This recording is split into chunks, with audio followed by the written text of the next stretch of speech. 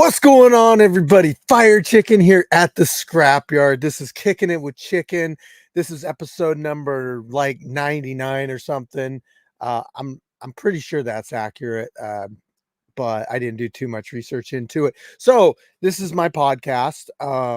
It's basically just hanging out with me while I give you guys updates, premiere videos. I'll even bring people on if they want to be a guest on Kicking It with Chicken under certain conditions, like if they're a scrapyard fighter or contribute in some way um to the scrapyard. So I do have a bunch of things to talk about. So generally with these, I write out a whole bunch of things.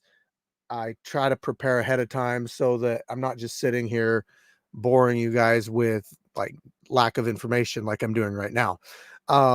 So again, I am going to premiere a video for you tonight. I'm going to talk about the upcoming event.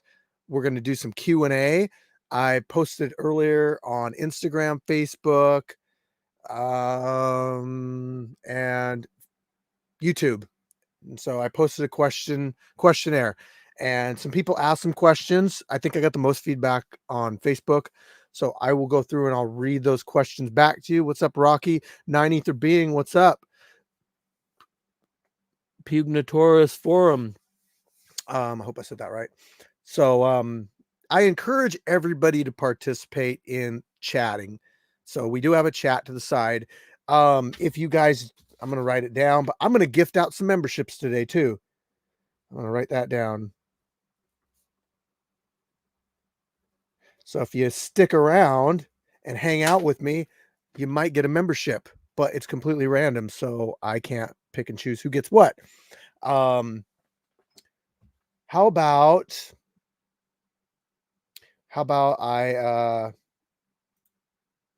let's see. I'm not going to invite guests yet. I want to get through. I know that I've had a couple people mention that they want to come on as a guest. Roll Classic Sumo in the Scrapyard. When? I mean, we could do it on top of shipping containers or something. I don't know. There's no scrapyard in Florida, unfortunately. There's a Streetbeefs out in Virginia, though. That's the original branch. I don't run that one. I'm not the original Streetbeefs creator. I am the Streetbeefs Scrapyard creator. So I only run the one up in Washington State, and I have no authority or anything like that for expanding in branches or anything like that. I just take care of what goes on up here. And we do run fights every single month. And I think we've got a pretty good community. I hope you guys love the videos. Shout out to Buddy V. You know, I'm rocking his Zuel gear tonight. And I got the OG Branches Streetbeefs hat on there. Guys, if you're not subscribed, I think probably most of the people watching are. Please hit that subscribe button. I mean, we're trying to get this right here to turn gold, and 170 more thousand subscribers, and it'll be gold. So we are currently at 830,000. Amazing. Thank you guys so much. I appreciate everybody that subscribes and watches their content. It means a lot to me. It helps motivate me to create better content and just give you guys as much stuff to watch as possible. I know I just said that. I just said it in a different way though. So let's talk about the fights really quick. So that we do have fights this Saturday, August 24th. Those are going to be going down out here in Gig Harbor, Washington. Hold on. I really want to share. I don't want to share screen. I want to share this in my Facebook group really quick. Hold on. So we do got fights going on out here in Gig Harbor, Washington. Those are taking place again this weekend on Saturday. We will provide a live feed. Key Peninsula native. Whoa. What's up, Garrett? I can't guarantee the live feed is going to be anything other than, I don't know what I'm trying to say here. I can't even guarantee the live feed's going to work, but we're going to try. We're going to try to make the live feed work. So, last time we had some technical difficulties, and oh, you know what? I'm also live on my Facebook right now too. So, what I'm going to do is I'm going to share that for my Facebook so people can go. Let's see here, share, public, feed. Let's see, public. I feel like a Facebook. Oh, in a group right here. Your story, pages, groups. There we go. Streetbeefs Scrapyard. There we go.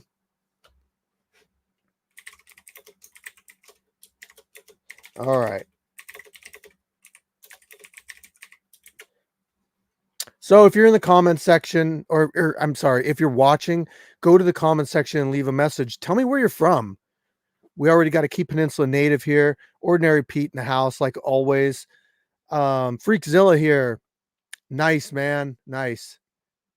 Soul, can I join? Yes, but it's going to be a little bit. I want to get through some of the content that I have. I really do have like a whole bunch of stuff to talk about. And I want to try to get through some of it before I bring on guests. It's just more incentive for you to kind of sit and watch. But so fights this weekend. We do have a bunch of signups. Hopefully weather cooperates, but we're a rain or shine kind of deal. I got a female fighter too lined up. It kind of depends on who shows up on those.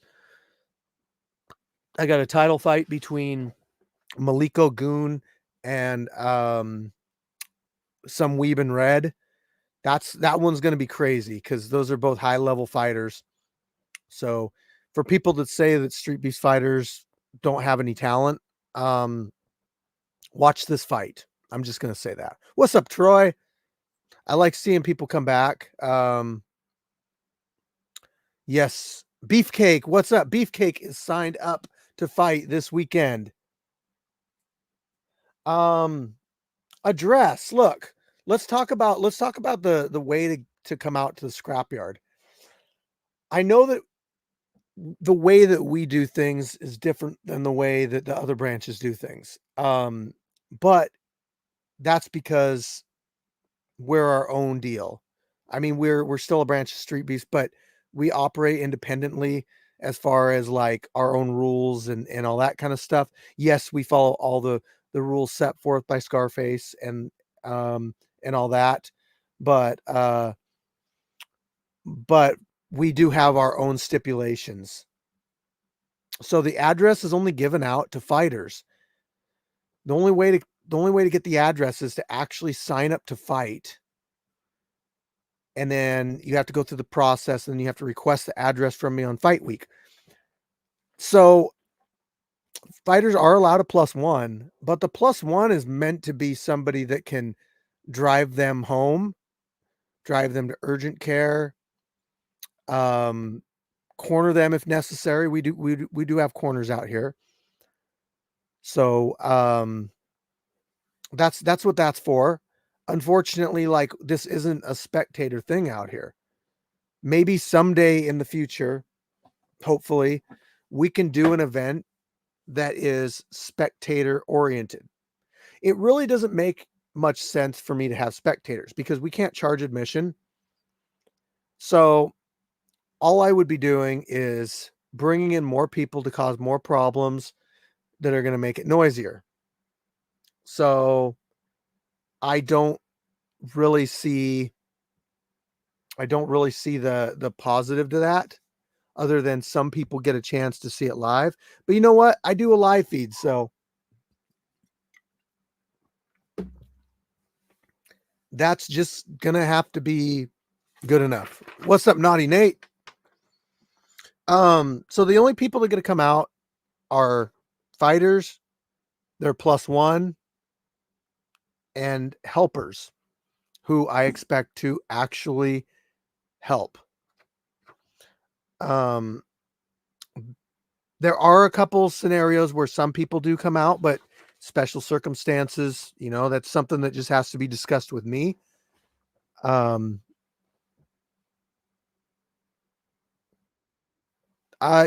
Beefcake. Yeah. So Beefcake asks, I should pin these or show these. So here's a question by Beefcake. Um, for you guys that don't know, he's fought out at the Scrapyard previously.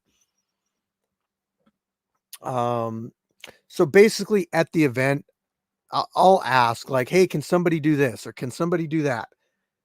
And you'll see like some people kind of float off into the background when I start talking about that stuff. Um, and some people step up and say, "Yeah, I'll help."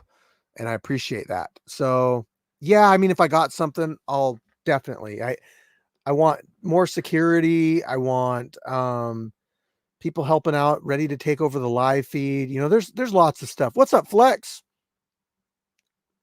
Real quick, while we got Flex and Naughty Nate in here, I do want to wish them good luck on their upcoming amateur fights. So they're fighting on a promotion coming up, and I'm not sure if I would like to get out to it, but that's got me in trouble before. I've had fighters mad at me because I couldn't make it out to their fights. I would like to try to get out there. I am very busy, and it just depends day to day what I'm doing, but I would love to be out there. Maybe even if I do go, maybe even corner Flex or somebody, but maybe Flex and Nate could kind of talk and maybe guys could corner each other or something. I don't know. I'm just trying to make connections. So, anyway, I think there's somebody else fighting at that event too. I don't remember who it is. I thought we had 3 fighters on that card. Um, all our fighters are signing up for it. I think John Eds is fighting on it too. Man, the promoter should be giving me free tickets. Just saying. Okay. I'm still editing the July fights, guys. And we had like almost 40 fights last month. And so there's no feasible way for me to put out Short Temper needs somebody in his corner this Saturday. Oh, man, there's people.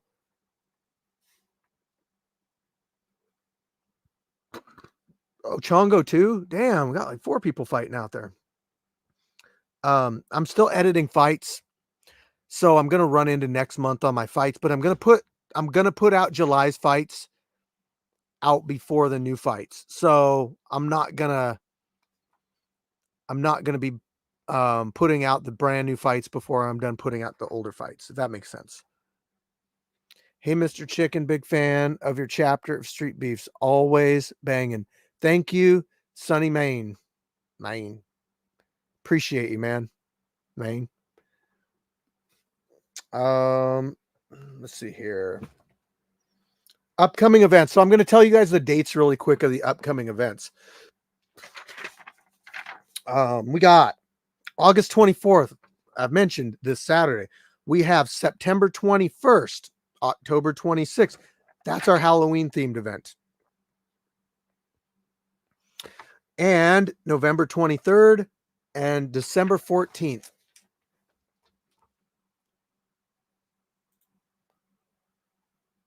Yes, Soul, that was a rematch. Do fighters get copies of their fights? No, they don't. But what you can do as a fighter is you can go to Facebook, and you can. God, I'm not even thinking before I talk. Okay, you can go to you. Fucking did it again. It's all those punches I've accumulated over the years.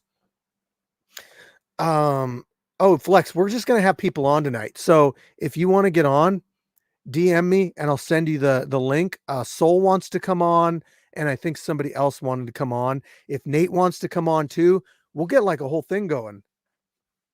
The quicker I can get through these and figure out what I'm trying to say, I'll say it. So go to Google, type in YouTube Ripper, take the link of the video, copy, paste it, download it. Now you have your own copy. However, I do not want fighters posting the full uncut fight on their social media. Okay, I should specify. I don't want you to like put it on your own YouTube channel and do all that stuff. I'm really picky about the fights. I'd rather people Okay, case by case scenario. I'll just say that. If you're a fighter, if it's your fight, like I don't care, but I would rather you like share the link to the video on the YouTube channel, and the content can also be used to be cut up and to make into reels, which, post on your TikToks and all that stuff. Um, yeah. Uh, yeah, okay. Okay. Instagram, we just hit 1 million 1 million followers on Instagram. I know it's just a number. It doesn't mean shit, but it's a goal. It was a milestone, and we're pretty close to 1.1 million. So I mean, we just hit 1 million like 10 days ago, and we were already gained almost 100,000 followers. And I just want to I want to point this out to the fighters, like you guys have a real opportunity to collaborate with me, to use social media, to post clips of your fights, to build yourself up. But you got to do it yourself. I mean, okay, if you hit me up and say, "Hey, Fire Chicken, I seen you posted my reel today. Can you collaborate with me on it?" As long as I'm able to. For some reason, I've been having problems with that, but yes, if I know your Instagram, and it's easy if your Instagram is like something with your fight name. It's just that when people come on here and they have like weird screen names like sad BXI Kai, yeah, like it's hard for me to remember whose Instagram is tied to who, and so I don't always hit collaborate on it. What collaboration does is it takes the video that I just posted and it posts it on your Instagram as well, so it can drive people over to your Instagram. The difference is that I have a million followers, so there's a million followers seeing this video on your feed, and they might scroll through and they might see, oh, hey, um, Streetbeefs, Scrapyard, and Flex, and then they might click on Flex. And oh, okay, this is the fighter that I just watched, knock out RoboCop. Okay, well, I'm gonna follow this guy. So what I'm getting at is you can use what we got to build yourself, but you got to figure out ways to use what we got to build yourself. Like I'm busy building what we got for ourselves to get our name out there. Um, it's hard for me to try to, pick and really like individually build everybody up. Crazy Legs hits me up a lot for collaboration. He's like, hey, collaborate with me on that. I saw you just posted it. Okay, got you. Okay. All right. Next up, UK trip. Special shout out to LB3. He's actually been handling all the stuff with the UK trip. If you didn't know, the Scrapyard and a select number of fighters are going to London, England in October/November. I say that because there's 2 trips. So your boy is going to be over there, you know, eating French fries and fish and chips. And okay, that's France. Just ignore me. I don't think sometimes before I talk. I'm going to be over there enjoying my time in London, and the fighters are going to be fighting their asses off and international. That's all I got to say. So shout out to all the fighters that are signed up for that. I've gone through the list before. As we get closer to that event, I will probably have like full on Kicking It with Chickens with all of those guys on here, and we can just talk about training camp and everything. That's actually one of the questions that I got for the Q&A coming up too. Big opportunity coming up. And this, I was going to wait for Scrap Talk. But here's the thing about Scrap Talk. And it's real tough to get all the guests or all the guests, all the hosts, all the people running the thing together on one date. And so the last 4 weeks we've been like, hey, let's do it next week. Let's do it because it's the final episode of Scrap Talk, right? But we haven't been able to get everybody together on one date. So it's actually supposed to happen next week, but it hasn't happened. So we don't know yet, but it's supposed to. Okay. So I'm just going to talk about the stuff now. I'll repeat it on there. It's okay. Maybe I'll have something new to talk about then. Um, there's a, I'm not going to get into the specifics of it, so I don't feel like I'm jinxing myself. But the Scrapyard has been blessed with an opportunity that is bigger than any opportunity we have ever faced in our existence since 2020 when we kicked off, as Ordinary Pete said. This opportunity, see, I have to pick my words carefully because I don't want people to figure it out, but it is so profoundly huge. I can't stress how this is going to do so many positive things for the Scrapyard, for the fighters, to expand our reach, our exposure, everything. I'm just saying that it is so cool, and I am so blessed that we got hit up with this opportunity. This opportunity presented itself on Instagram, a platform that I didn't care a lot for about a year ago. What happened? I'm going to explain that. So I would post periodically on Instagram, not really trying to build it. And then I don't know. I started to notice that there's verified people. This verified person followed me. I know who that is. That's really cool. I want to talk to this person. I found out the bigger you are on Instagram, the more people will interact with you that are bigger names. I started to work hard. I started to build up 60,000, 80,000, 120,000. You know, we just grew so quickly. We were 600 and something thousand, and I had other people that were just big names starting to follow me. Anyway, recently in the last couple months, I had somebody that I was actually a little familiar with who they were and their, how should I say, work. But I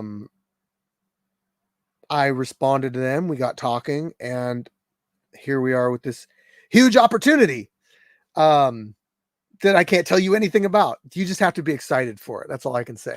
Because I'm excited. You should be excited. The fighters should be excited. The fans will definitely be excited. Okay. That was fun. Thank you for allowing me to vacate myself in your toilet. Hey, anytime, Sanj. Which platform would you say is the best to invest your time in? Oh, Naughty Nate with the questions. That's a good one. Okay. So, Nate, YouTube is definitely good. You need to get your 1,000 subscribers on YouTube and your 4,000 watch hours. I would be happy to let you pick my brain on how the YouTube thing works. Facebook is another good one. But here's the thing. Facebook and Instagram can be worked together. Instagram, what you post on Instagram can automatically be shared to Facebook.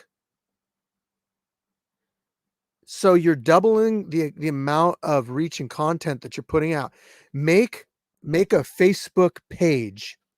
You can make a group if you want, or you could just share what, if you want to take advantage of like our group, and you have Scrapyard related content you're putting out, you can share it in our group. That's cool. But a page is nice. So go and make a page for your podcast and do that. Then when you post on Instagram, you click, there's a little thing on the bottom that says share to Facebook, and you can share it right to your Facebook. I personally chose to build up my personal Facebook. That's why I have almost 100,000 followers on there. I had which I still need to try to get back, and I am dragging my feet on it. I had a Facebook page that had 155,000 followers and got hacked. That's when the butt picture came out of the girly, and everyone contacted me and was like, "You're posting girl butt pics on your thing." I'm like, "I got hacked." Well, I severed the connection between us, so that can't happen again. But I mean, I could still get it back. There's just a process on how to get things back when they're hacked. Um, it sucks. I thought about even just shutting it down. I know it's a lot. 150,000 is a lot of followers, but I have the content to really build up another one if I want to. I've had a couple fake ones shut down. That once you start to get big, you'll really notice people stealing content. I have to file copyright infringement things every single week. I found a YouTube channel today that was almost all of our content, like their whole sorry, my hair is like sticking. I need to get a haircut. Like almost all their content was just stolen stuff from us. And then so I submit things to get it taken down. But you know, if people can't like make their own content, they have to steal. I don't feel bad about going after them because they didn't work hard on that content. They didn't edit it. They didn't do none of that stuff. They just copied, pasted, and boom. Now they're trying to like get a come up off it. Yeah, man. Moon TV. That's another one. I don't know if I got all their stuff shut down, but I did get the logo removed. I got a whole bunch of stuff done to them. So, in short, I would say, Nate, YouTube, Instagram, and Facebook, TikTok too. Definitely TikTok. Okay. Thing about TikTok is you can do really good on there, but you have to have the right content. And you, with podcasting, even like if you were to do demonstrations and that kind of stuff of your gym, you know, that would be cool. But they're just really picky on combat sports. Like you can get shut down really quick. I had a 255,000 follower page shut down on TikTok, and I had 156,000 or 165,000 page shut down on TikTok. So far I've had over 400,000 followers on TikTok. I finally got one back up to 30,000, but I'm not really like it's just a roll of the dice on, is this going to get shut down? Like for all I know, I posted in there today. Let's see. Okay, it's okay. But but the stuff isn't really. Oh, Nate, I did post your reel on there just today though.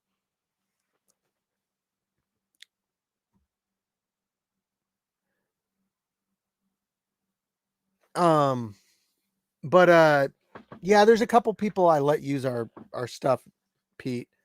HKA USA is one of them. And also, look, I'm going to give this to you guys as an opportunity also. If you're a fighter and you can make a decent reel, I want to take the load off my shoulders on posting. If you got ways to, I'm currently paying somebody. Like, I'm going to have them keep doing some reels for me, but I'm paying somebody to make reels for me. But anyway, because you know that they basically go on and steal my content, then they make a reel of it, and then they send it to me, and then I pay them, and that's just reels. But if you were to break down commentary one of my fights for YouTube video, is that something you would be okay with doing? UWU, who are you? Sorry, I don't know who you are. How do you feel about paying for views and stuff? That's good info about TikTok. That's the fastest growing. Okay, so with paying for views, I've never paid for views. Oh, Freakzilla. Yeah, I could definitely do a breakdown of it. I don't know if I'll post it on the Scrapyard, but I could do a breakdown for you and have you post it on, say, like your own channel. What's up, Paj Man? I don't know if I said that right. Okay, paying for views. I've never paid for views or anything like that. because everything that I ever researched off of YouTube was when you get a viewer, an organic viewer, meaning you put out a video and somebody subscribed to you, that person will generally come back and watch your content. They're not just a number. Numbers don't mean a whole lot. You know, if you've got 4 million subscribers and you're getting 10 views per video, like that's not that great. But if you've got, 10 subscribers and you're getting 100,000 views per video, I know that's exaggeration, but your watch time is the most important thing on YouTube. And starting out, man, it's going to be slow. I'm just telling you. You need to try different things out. It's like throwing shit against a wall. You need to see what sticks. And once you start to see what people are picking up on, then you need to give that to your fans. You need to say, okay, they like this. I'm going to give them more of that. Then you ask your fans, like, what do you want to see me change? I would never pay for anything like that because it's just fake. It's fake, fake, fake. And a lot of times, they can get channels shut down. They can take those subscribers and views away at a later date. Hey, I've actually been wearing your shirt lately, man. Uh, yeah, I I'm gonna say this, and I'm gonna say this about you. I'm gonna say this about Buddy V. I'm gonna say this about anybody. I love supporting people that support us. I do. If you rep us, I'll rep you. That's just how it goes. I mean, I'm I want to see people all succeed. I don't want to see people like pushed aside and not get exposure and all that stuff. But sometimes you gotta like make some noise and get Fire Chicken to like, hey, I'm here, I'm here. But anyway, yeah, appreciate the shirt, man. You don't gotta give me another shirt. But I do proudly wear the one you gave me. I would like to get down to Columbia River Jiu-Jitsu at some point and roll. I'm getting back into weights, so I'm gonna get back into jiu-jitsu too. For me, a lot of it is just time related. Time, time, time. That's something that you don't get back. Take advantage of it while you got it. Um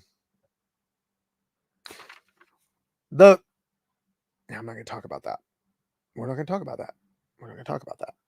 I'm not gonna premiere the fight yet. Subscribe, follow, and add your friends, people. So look, if you go into our Facebook group, which is Streetbeefs Scrapyard, we have 45,000 followers, members in our Facebook group. If you're in that group, man, hit that invite button. I mean, you could do it right now. But I just really try to like water, food, grow. I I just feel like the more you branch out, the more you connect, the more people get shown what you have, and it just blossoms from there. So Nate, earlier what you were talking about is like platforms and stuff. I mean, make yourself a Reddit, make yourself an X, make yourself a Threads is kind of lame. Make yourself everything and periodically go in there and just see kind of like what you like the best, because there's stuff out there, Twitch, Discord, things that I don't take advantage of because I only have 14 arms. And if I had more, I would take advantage of them, but I don't. And, if you got like a wife or kids or people that are willing to like help you out with that stuff, it really helps out.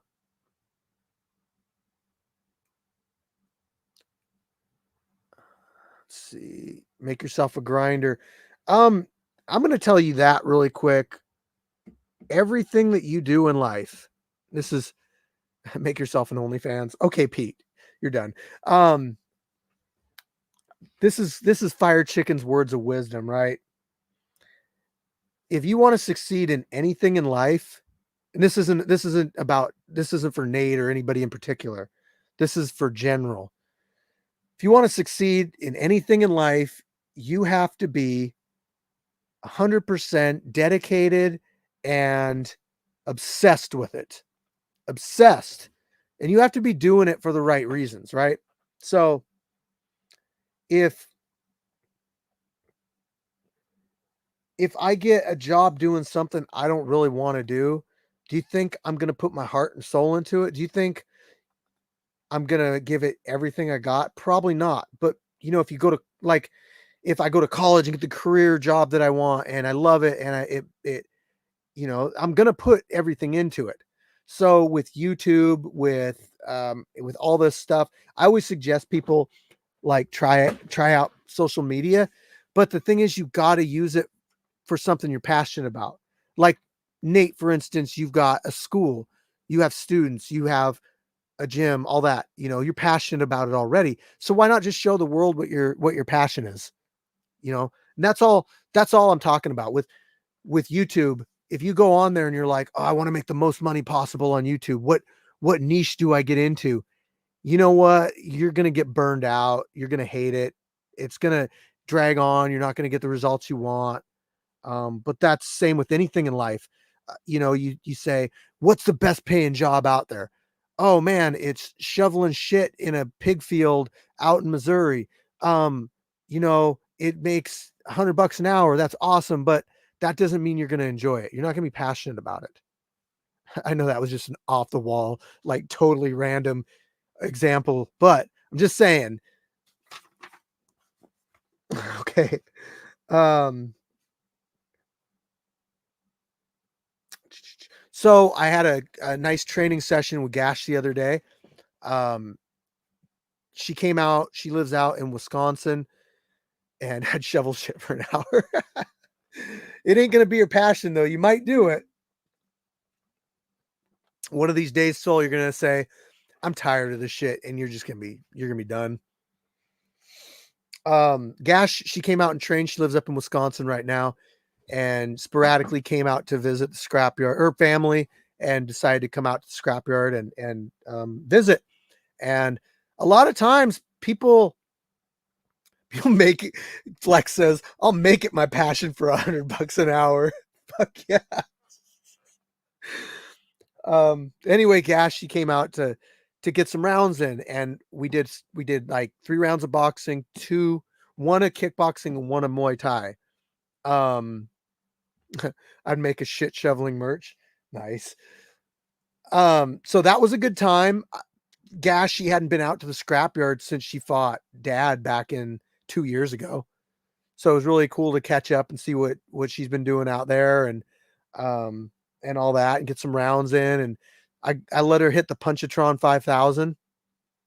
So I'm still working on your videos, everybody. I know everyone's like, where's my Punchatron video? Where's my Punchatron?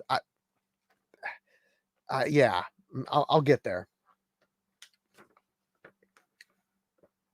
And like a lot of things, I do pay attention to the Facebook group periodically. I do have moderators like Soul and Crazy Legs that pay attention to what goes on in the Facebook group, and I got Pete on YouTube and some people in other places. But some people they make like really negative, shitty comments, and I'll be honest, like I'm not trying to like be all high and mighty, but when you have a lot of followers, it's not that big of a deal to ban or block one.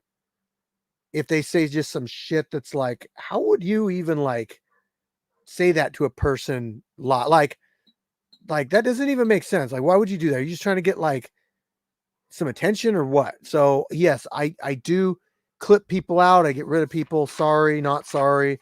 Shit happens. Yeah. Disagreeing with me, that's a different thing.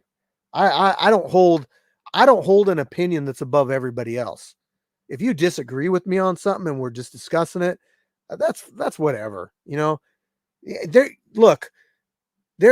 ain't a single person that you're going to agree with on every single thing in life. If you talk to somebody long enough, you will find you will find somebody or some kind of topic that you don't agree with. There's people out there that you don't agree with anything that they talk about. But that don't mean that you can't hang out with them and be civil and find common ground and be respectful. That's all I'm trying to say. Like, respect people as human beings. That's it. That's what we do out at the scrapyard. That's why we accept everybody to come out here. You know, we don't push anything. We don't have, the scrapyard doesn't have its own political opinion. None of that shit. It's all come as you are. I hate using that because I'm from Aberdeen and that was Nirvana. And yes. So I'm quoting my hometown, unfortunately. Fighter of the year. Let's talk about fighter of the year real quick. This got brought up. If you don't know, fighter of the year is voted on by you, everybody watching right now. Let me post really quick. Who would you can put yourself, I don't care.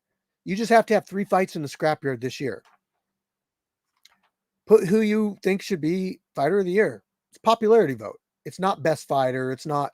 It can be whatever reason you want to vote on that fighter. It just has to be in our branch, and they can't previously be a fighter of the year. Okay. And they had to fight 3 times this year. Okay.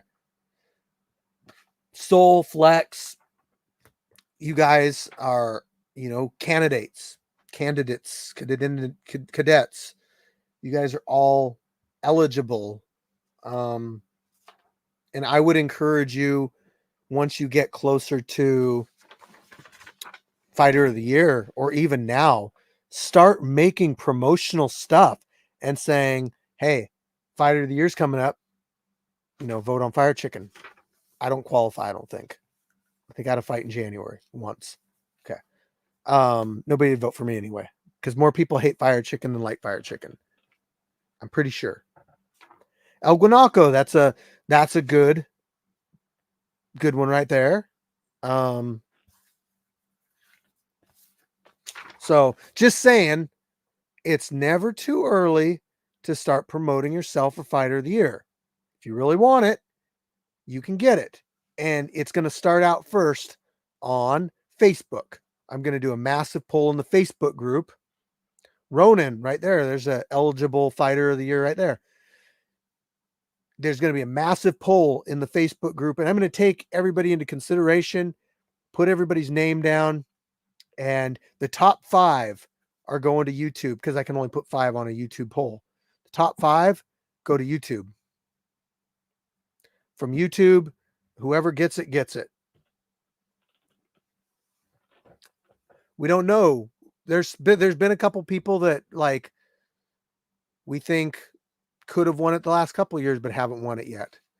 You got to promote, though. I can't do it for you. I can only lead you to water. I can't make you drink. I can't grab you by the back of your hair and push your face into the water and make you drink until you stop moving. No, wait, took it too far. Anyway, you get my point.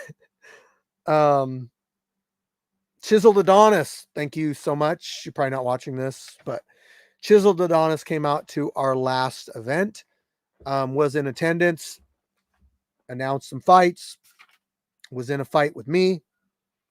I posted the fight on our YouTube channel. He posted the fight on his YouTube channel with commentary that's gotten way more views than my video did. Not jealous. I'm happy for him. And go over to his YouTube channel and watch the video of me and him going at it with the giant size boxing gloves on. Quality commentary. That's what I'll say. If you haven't subscribed, subscribe. Hit that like button. Real quick, I'm going to shout out the fact that if you're watching, you may not know. So I'm going to let you know there are only, I have to count. I can count to 4. So just remember, Fire Chicken can count to 4. There are 4 Street Beefs, and that's it. 4. There's been others in the past, but there are currently 4. The branch that I am in charge of, Street Beef Scrapyard, Washington State, Street Beefs West Coast, which is not on the West Coast, ironically. It's in Vegas. And yes, and then you got Street Beefs Dirty South, which is in Texas. And then you have the OG branch, the main one, just Street Beefs, that's in Virginia. So if you want to sign up for the Scrapyard, you got to get a hold of me. If you want to sign up for any of the other ones, I have no say in it. I can't help you. You have to talk to whoever does all that stuff. Let's talk really quick mental health. So this is something that people need to talk about, and it's not always easy to talk about, but it's something that every single person goes through. And it's just, you get in your life, no matter who you are, you're going to go through highs and lows. And it's just really important to be able to talk to people about that shit. Because I don't care if you look at somebody and you're like, oh, that person's got a good life, you know, that kind of stuff or whatever. They go through stuff too, because if they have highs, they have lows. Yes, we're going to get there. We'll talk about it there. Flex. I'm just bringing this up. I recently spoke to somebody on the phone yesterday about this. And this guy that I was talking to, he emailed me and he said, hey, I used to fight back in the day. I want to work with the Scrapyard somehow. And I was like, man, you know, this is like, I really feel like that was a blessing. Like this guy, you know, if he can come in and kind of help us out, maybe talk to people and make connections, you know, that's great. But I mean, we've lost fighters over mental health. We had a fighter pass away. You know, it's really unfortunate, and we should all just be able to have somebody we could talk to without feeling like they're going to judge us or treat us differently because of it. But not everybody has that quality where they can just kind of disregard, you know, stuff like that. You know, so I like to say that I'm always here for everybody, and I try to be, but you know, as a community, we got to be there for each other.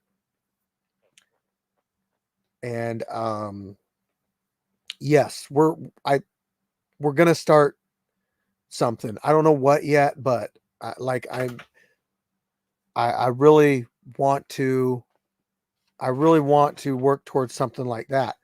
I know there was a Facebook group a while back that was centered around mental health, but honestly, like my wife got kicked out of it and they started promoting a bunch of stuff in the group and I just left. It wasn't like it lost its whole like meaning, you know, and I didn't like having somebody you know, kicked out of it and everything. So whatever. I'm not going to mention what group that was or anything, but you know what? If sometimes you just got to say, fuck it, I'm going to do it myself. You can't always rely on people. You can't rely on people. You got to rely on yourself. And I'm talking about like doing certain things like making groups and that kind of things, you know, going after things that you really want. But you should be able to rely on people to talk to. Because talking, like listening, doesn't take anything other than a little bit of time. And sometimes just having somebody listen to you, even if they don't say anything, it helps. Okay. We'll talk more about that in a little bit. But I just do want to put out that above anything, we are a community of people that are ultimately here to look out for each other, form bonds, and make connections. You know, I want people to have training partners. I want people to coach. I want people to be part of the fights. But to be part of our community, you don't got to be a fighter. You don't got to be in the ring. You just gotta be present in and be around in the group or whatever.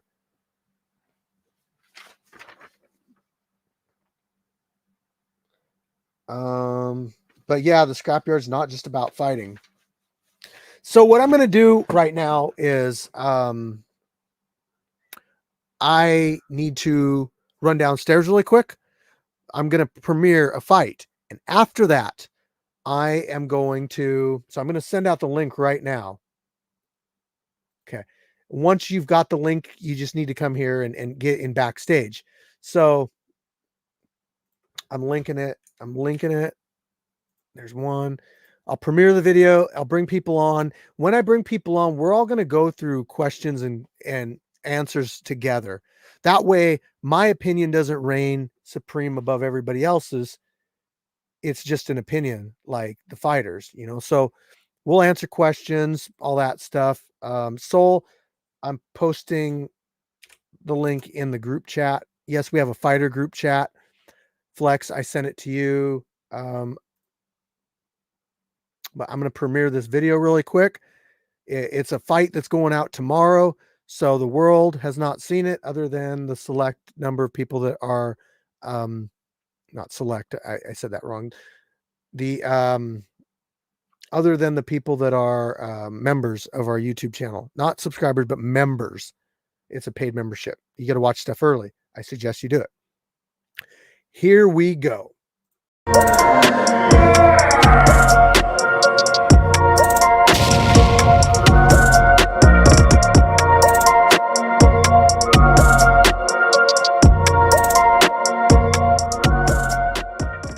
Northwest Ninja, here for a scrap. Turtle, back again. Let's do it. What's going on? Fire Chicken here, back at the Scrapyard, 4-year anniversary boxing match, ready to go down. Northwest Ninja versus Turtle. I'm pumped about this, but check out our sponsor below in the description. They do a ton for us. Guys, be safe and fight hard. You guys both been briefed on the rules before the fight. Listen to my commands at all times. Protect yourselves at all times. Touch gloves now if you wish, and go back to your corners. Fight, are you ready? Fight, are you ready? Streetbeefs Scrapyard. Round 1, let's fight!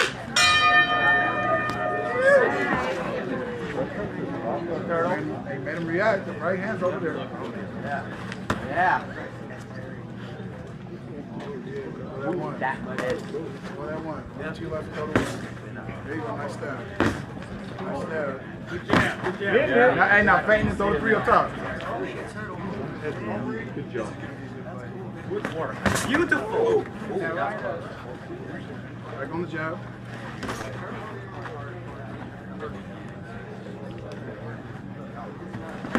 Got it, man. You touch him up top too with the jab. You can touch him down there, you can touch him up top. That's great, sir.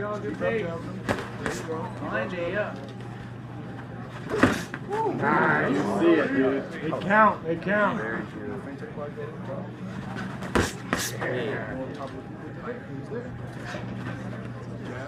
That's there. Double it up. Good up. In and out. In and out. All day, man. That's all day.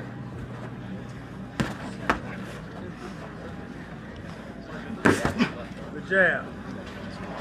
Turned on now. Let's go.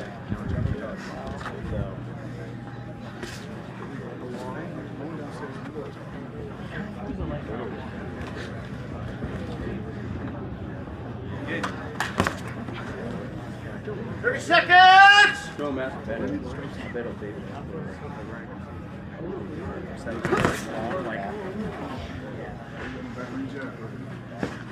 Yeah, again.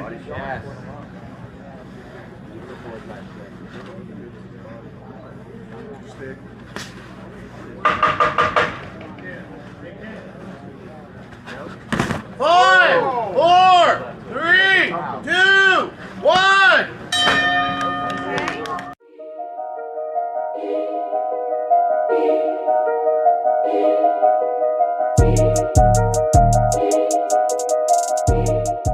Fight, are you ready? Everybody ready? Streetbeefs Scrapyard. Second round, let's fight!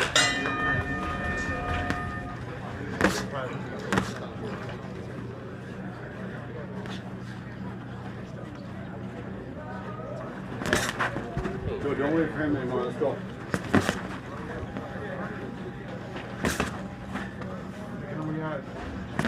That's it, right there. Keep moving those feet. Get right there. Get right.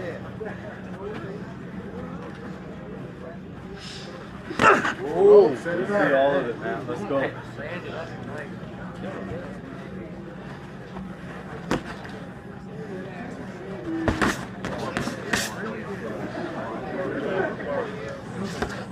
got the pace, Matt. Let's go. Keep it up. Take your shoulder. He's going to give you the shoulder. Take your shoulder. Keep it simple. Simple as work. Let's go.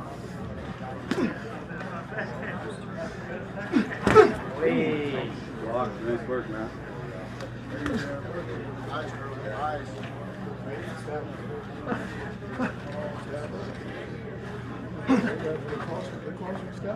Reorient. Reorient. Do it again. Keep putting a little pressure on him. Make him react. Wow. Let's go. Keep putting a little pressure. Put a little pressure. You don't gotta. You don't have to move backwards. You make him go backwards. 30 seconds! You make him do the movement. You don't have to go nowhere.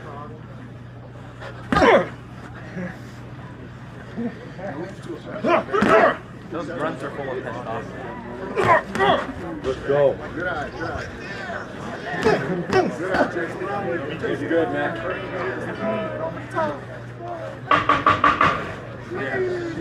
Five, 4, 3, 2, 1.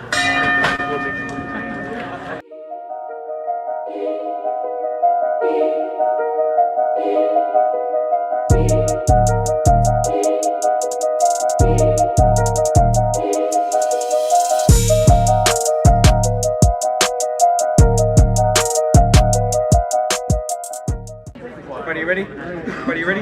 Streetbeefs Scrapyard. Third and final round, let's fight!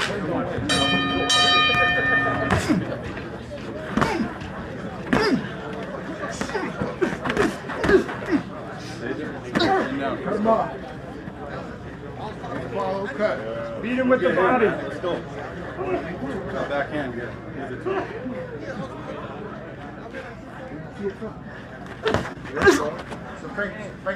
Get active. Let's go. Make him react. Make him react. Good feint. You're another one. Final round, gentlemen, let's go. Make him react. Make him pay. Let's go. There we go. Let's go. You gotta switch it up sometimes. On him, Matt. Let's go. We're giving him space. I only got a minute left. I might as well just go out a little bit. Yep.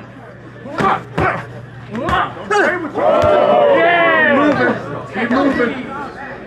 Pressure now. Pressure. Let's go, Turtles. Keep putting using the jab. Put the pressure.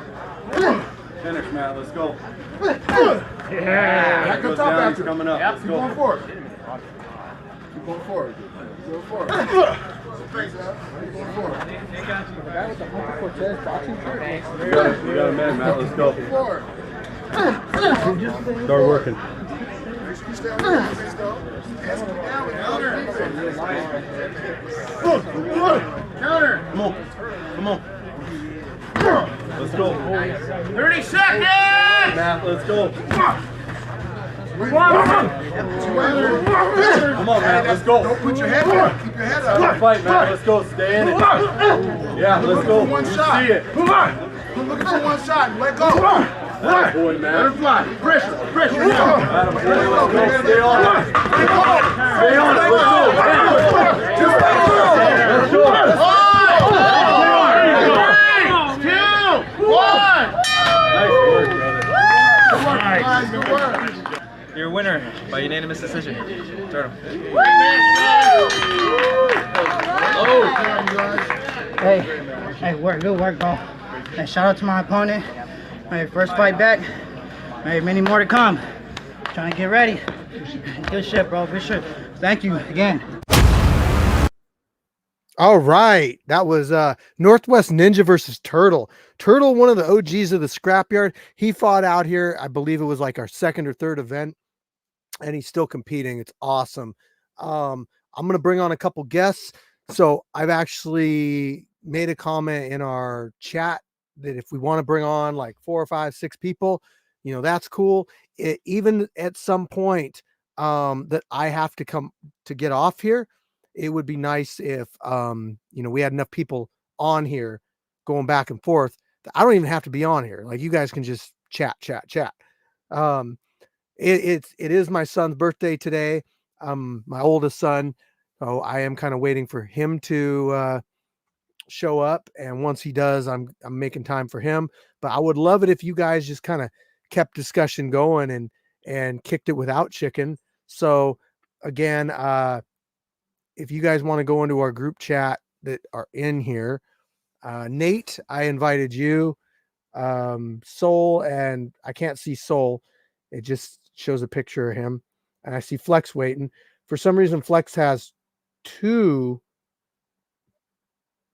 things up here right now. I don't know.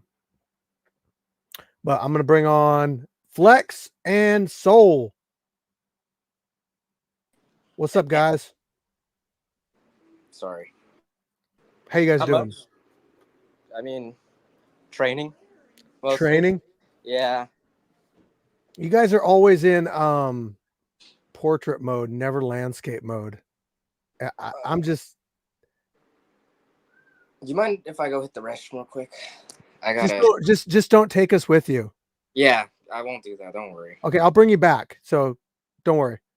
Just yeah, there we go. Flex, what's up? I can't hear you, man. You're completely silent.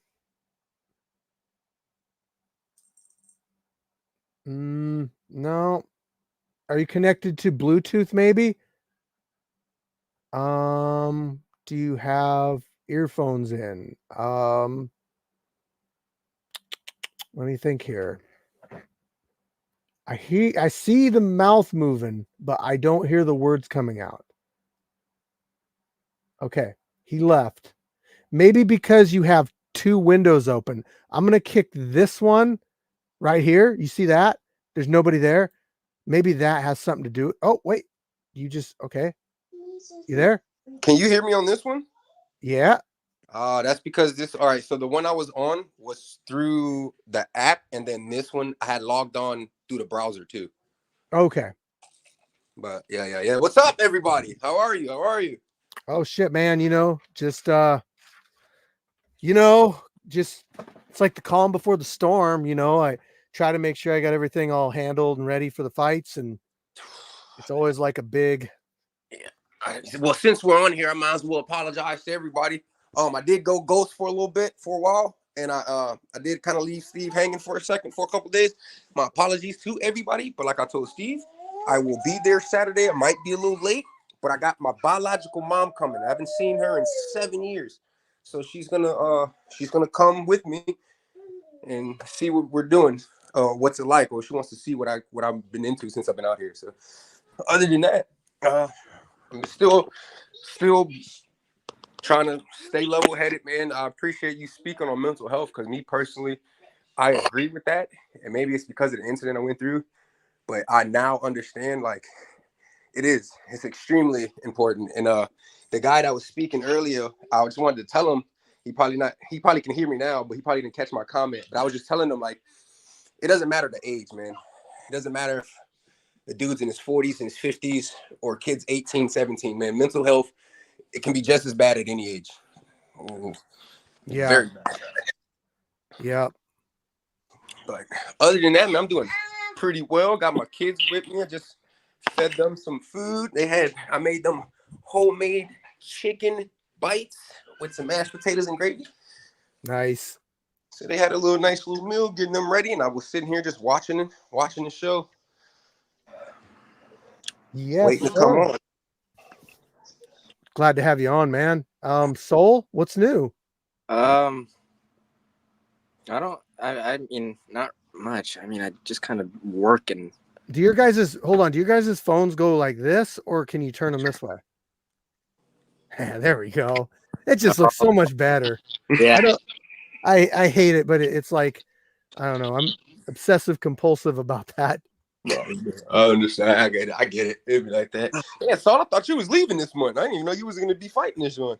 I'm probably leaving in like the first week of September, but I did say it'd be like a 50-50 of me fighting the month after. Yeah. But it's like I don't even know if I might have a match, to be honest. You might have one. I noticed there's a couple people that are down, like one what's his name? Signed up. Son Kevin. Not right now. Oh. I think I saw one of his kickboxing matches. I saw one of his kickboxing matches. Son Kevin.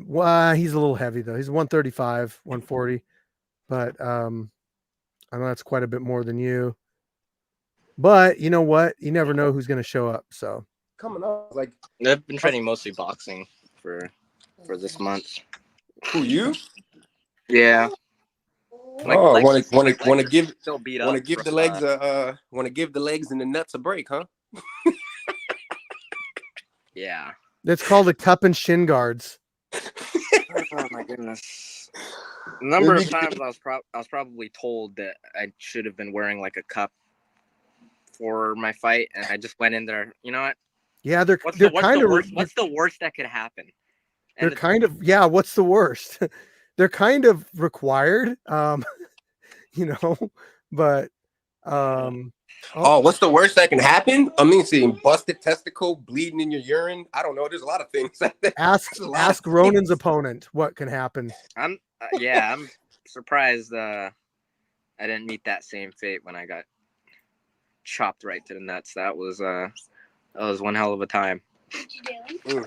Can you not right now, please? Yeah, I ain't gonna lie. I was hoping that did get on here, man. It'd be cool to chop it up and chat with him, because we are both fighting at the event. And I think he's gonna get on. He's just got to wait a little while. So. Oh, okay. Yeah. Because I think, like you said earlier, to my knowledge, I didn't even know the other Chongo. That's new. I didn't know he was on that card either. But I knew John was, because Austin made a flyer with him on it too. So I think he made John's first. So that's how I knew John was on it. I didn't know Chongo was going either. You guys got to get this Austin guy to give me a ticket to this show. I mean, I can corner one of you guys or whatever and get in, but. Hey, yo, it's possible. I talk to him faithfully. Like, the Austin dude talks to me like I talk to you. Like, he doesn't just talk to me about fighting. Like, hey, I see you putting in work. Hey, good job. Like, he'll just keep talking. But I can definitely ask him. I can ask him what's the stipulations on it. I wonder how he found out about all of our fighters and stuff, because it's like they know specifically that they're Scrapyard fighters, but he's not in our group. Well, okay, so that I don't know how he knows about everybody. I don't know how he found out about me, but I know he's been asking me to fight for him since last year. Since last year, he wanted me to fight Batman Smooth at his event, one of his events. But he told me like a week before, so I was like, nah. And then after that, ever since then, it's like, yeah, he'll stop. Ever since then, he'll be like, are you free to box, or you want to kick? He really doesn't like this boxing thing. Was actually a negotiation, because he told me, and he's like, yeah, but he, for some reason, he wants me to fight on his card, like get like 2 or 3 fights in, and then he wants me to fight for his championship. Okay, cool. So but it's a kickboxing championship. It's like I didn't know it's crazy, Steve. When I first started this shit, I was so strong on staying away from boxing and not becoming just a boxer. But now it's like I've been doing it so long, I'm actually somewhat good at it, and people actually like me doing it. So it's like now I'm kind of like just on game mode for boxing.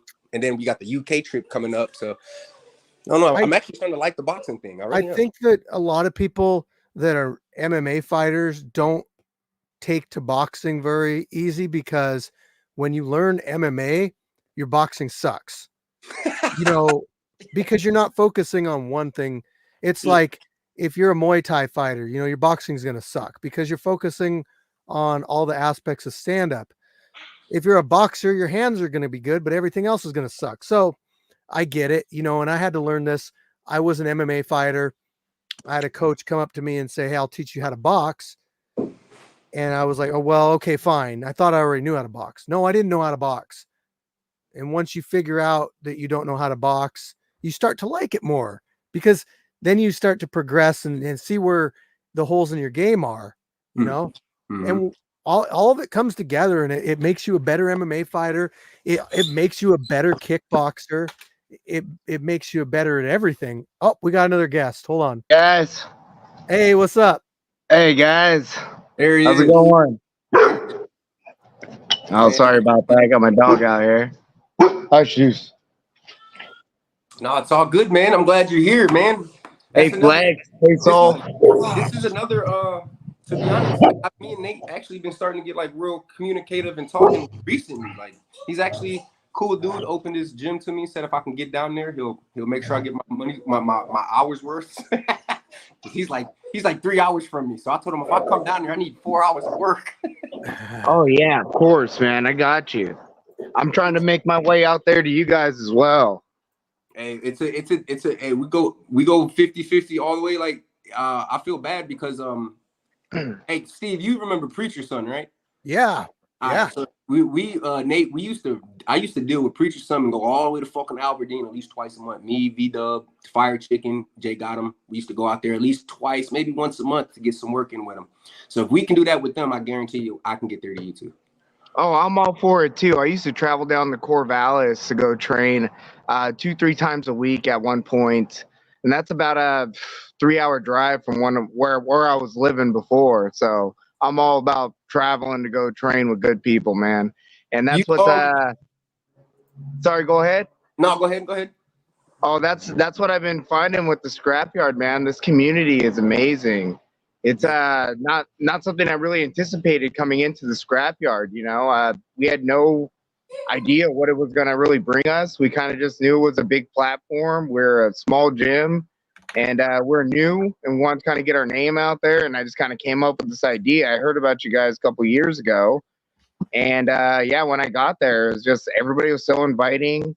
The community is great. Everybody's trying to build each other up, and that's kind of, you know, what I've really fell in love with about Scrapyard is it's the people, man. It's not all the other stuff. It's really the people. It's great. It's not even about like the fighting, right? I mean, it really isn't. It's cool. I have a hard time. But... Yeah, I had a hard time going in there and you know, really trying to put the heat on Black Panther. You know, I wanted to make a good showing, and I'm not saying I took it easy on him by any means. We hit each other hard. Yeah. But you know, I definitely don't have that same fire you would have when you're facing someone you don't know. I know what you mean, because I fought Black Panther too, and I felt the same way. He's like such a nice guy. Like, you know, I his message is amazing. Instinct, but by no means did I go easy or anything like that. Oh, Man, no. I could have been more aggressive, but that was more like me managing my cardio, you know, not because I didn't want to. Yeah. So it's exceptionally good to hear from guys like you, Nate, because one thing that I've wanted to do from the beginning was legitimize ourselves and be seen as something positive and not something negative, because a gym will see you, they'll have an opinion of you before they experience it. And generally when they experience it, they generally have a good opinion of it. Now, I'm not saying that every gym owners come out and had a good experience, because you know what, if their fighter loses, they might get a little upset. We had an incident with a guy that fought Jay Gotham, and you know, we had to explain to him, like, no, Jay Gotham is a street fighter. He doesn't have any training yet. It was only his like second fight ever in the scrap. Oh yeah. The ego is real in martial arts, guys. It's all over the place. He beat a guy that had actual training from a professional training standpoint. Like, and that it just goes to show that it doesn't always matter. It should be a good life lesson that, you know, especially like in real life scenarios, it's like you're not guaranteed anything like a win on the street or whatever, just because of what you've done. Like there's always people out there hungrier and all that stuff. But anyway, I'm I couldn't deviating agree a little more with bit. you, Steve. Yeah, I agree with you 100%. I mean, it takes one mistake to change the outcome of any fight. They're chaotic. You know, you mess up, you slip the wrong way, you get caught just right, and it could be lights out for you. So at any level, that's how it is at any level, guys. You see the best fighters in the world get caught. It happens. You guys just seen what the fuck happened to Izzy? 100%. There you go. He was whooping ass that whole fight. He fucked up one time. That was an interesting fight. And I think that's some of the risk that some of the gym owners or maybe some of these other gyms may feel that they're, I don't know, putting their gym up against a fighter that maybe isn't as trained as their fighters. So that it may reflect poorly on them, possibly. I don't know. You guys are a huge platform. They don't want their guy going up there with their gym name on there and then getting whooped by somebody that, you know, is not formally trained. But anybody that does this for a long time, you know that the training does matter 100%. It does. Oh yeah. You should be training. It decreases that likelihood that you're going to get. It decreases that likelihood that something bad's going to happen to you. Mistakes happen and all that. But you know what? One bad thing is sometimes people will pull the sheets over somebody's face and not let them really realize like how it is out there. So they'll put their fighter in and they'll find them like, you know, easy matches and they build them up and everything. Yep, this is a reality check out here. And Jay Gotham said it. He's like, we're handing out checks at the Scrapyard, reality checks, you know, and that's what it's all about is you sign up, you show up, you get matched up, you fight. And that's just like, you know, it's a smoker show. And that's what I can bring it back to every time somebody says like, well, we don't like how you know, match people up on the day of. It's like, well, that's what they do at smoker shows. My first fight, I went to Tacoma. It was at a bar. It had a cage there. It was Dennis Hallman's like event, but it was a smoker show.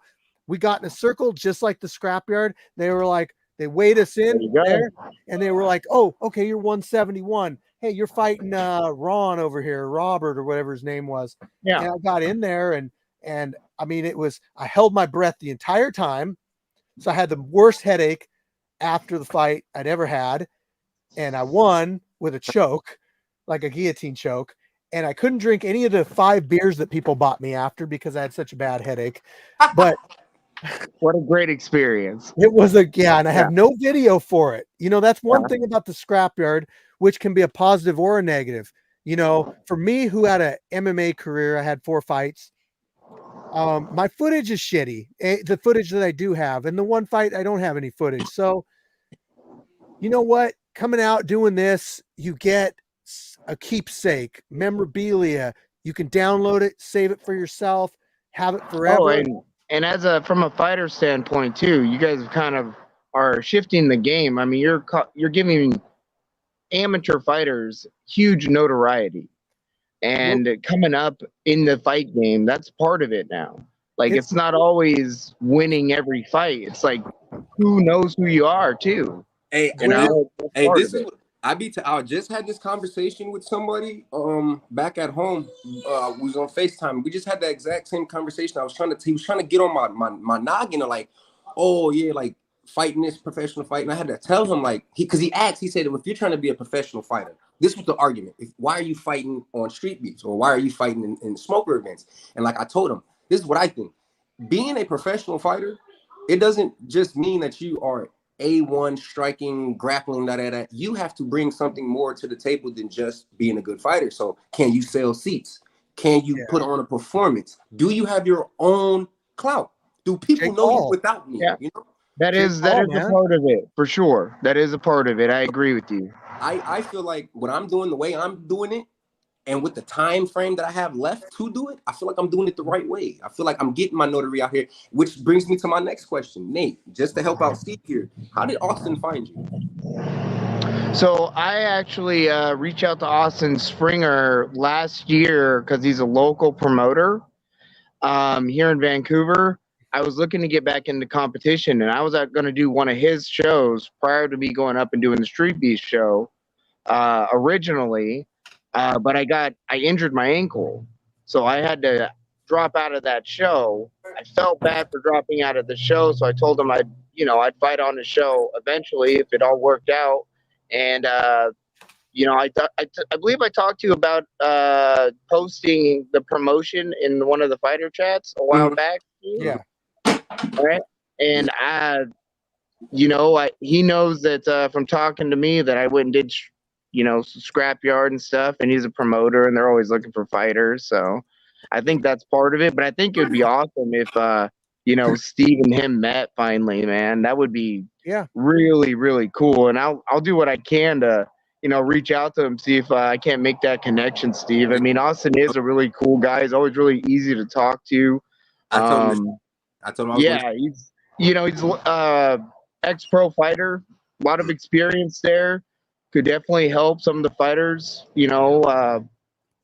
maybe navigate some of the routes they may want to go down professionally too. He's from Austin's from the Ultimate Fighter, yeah? Yeah, he was an Ultimate Fighter, yeah. Okay. And in UFC and also in Bellator, I believe. Yep. Okay. Yeah, one of the things that I've always wanted to do is have and I'm not saying that every fighter that comes out to the Scrapyard is going to wind up in the UFC or anything like that, but to have a connection to somebody that is like, I mean, I do have a connection to somebody that does some casino fights. When people start to get really serious about it, it's like I can say, hey, I got a fighter right here. They would be a good person to put on your card, and I think would do really well. Just building up that networking and that community, man. That's a lot of it. Yeah. One thing that I will say, and we talked about it a little bit, but the exposure and the amount of attention that you get out at the Scrapyard, for me, I did 4 fights, amateur fights. They were seen by nobody unless Tapology didn't exist. Nobody it wouldn't exist. The fights wouldn't exist. Damn. That would be it. It's like it never happened. But with what we have, you have something that can be shown by a lot of people. You just got to be strong-willed to know that, like, if you're on the receiving end of something, it might get you some exposure you don't want. And that's part of the game, guys. It is. Yeah. And we lost a fighter recently. He up and quit the Scrapyard because we're not going to say it, but he quit the Scrapyard because his videos were getting too much exposure, and he didn't like it because he was on the bad end of it. And I'm sure some of the people you've seen get knocked out in some of the older videos that never came back, if they would have won their fight, it would be different.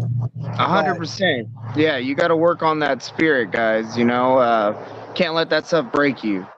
Look at me.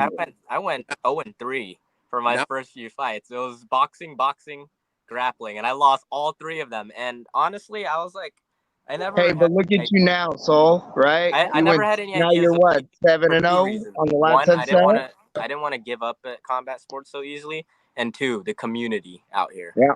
It's like, even if I don't want to fight that day, or even if I'm not feeling it, I still want to make it out and see everybody. And it's like, most of the time I end up finding a match, but it's like, definitely grateful for. Look at Lights Out. He's done every single type of match possible at the Scrapyard. He does not care if he loses. 30. Getting back to kind of some of that mental health, I think that event provides a lot of relief for some of these guys that are struggling with that mental health. It's a little bit of an outlet. They can go and they can be around their community, their people, like-minded individuals that kind of, even it may not alleviate all their stress and all their worries, but it takes a little bit of weight off maybe for that day. And that's amazing, that you're able to provide that for some of these guys. And that's great. I'm really glad I got knocked out in my first fight. Or TKO. I got folded like a sack of potatoes. Well, I'm glad you came back, man. There's a lot of guys, like Steve was saying, you get knocked out once or twice and they're done. And sometimes it's not a physical thing, it's a mental thing, man. Not to be a dick, but I haven't seen that one kid, a Broom or RoboCop. Yeah. I thought a Broom might come back. I figured like maybe RoboCop was kind of just trying it out to see how how it was, but a broom, you know, A broom told me himself. He said, "I'll be back in 2 months." 2 months. Ain't seen him. Yeah, He's still working, man. Still working. he might have still been a little confused when he talked to him. That was a good fight, though. That was a good back and forth fight. Like, I tell people this all the time because people got their little remarks about that fight, but I tell them, and I'll still stick by this till this day. Out of all 13, 14 fights I had at the yard, he's the only one that pushed me to my limits. I fought V-Dub. I didn't get pushed to my limits. I fought Kickstand. I didn't get pushed to my limits. I just beat myself in that fight. But well, not to take anything away one. from you, Flex, but the V-Dub match was only 1 minute rounds. Right. That's what I'm saying. Like, that didn't push me. So, like, that didn't push me nowhere. He was the only one that actually, and I ain't gonna lie, if that combo didn't put him to sleep, I told him this. I was finna lose because I was out of breath. That if that did not put him down and he would just look, bro, I was finna go ahead and just shell up. Oh, a I've broom? been there, bro. I couldn't breathe worth of shit. Yeah, I've been there, man. One of my first MMA fight. That's how I felt too, man. It's different when you go into competition compared to, like, say, street fighting or something. I mean, I worked as a bouncer for 12 years. Most of my altercations were fairly quick. I mean, if a fight lasted longer than a minute, it was a really bad fight. So when you go to the competition, you got to be prepared to go the full, 9, 15 minutes, even 25 minutes sometimes. And you got to have that cardio right, Real quick, Flex, what kind of match are you doing come September 14th? Boxing. Huh? All right. All right. That's great, bro. I've been seeing those hands, boy. I've been seeing those hands. Yeah, no, I'm actually, to be honest, this is probably like the first fight I'm actually like excited about. Normally I'd be like second guessing and shit, but I'm actually excited about this one just because who he is. Like, I've looked him up, that's another reason I was talking to Austin too, because I'm like, yo, when's the last time he fought? And he's like, oh, he fought last month. I'm like, all right, you got video on it? He's like, nah. I said, damn. He said, why? Does that bother you? I said, just a little bit, because anybody I fight can go to YouTube and find me. Sure. But I can't do that to him. So I'm looking at a video of him from 10 years ago. Right.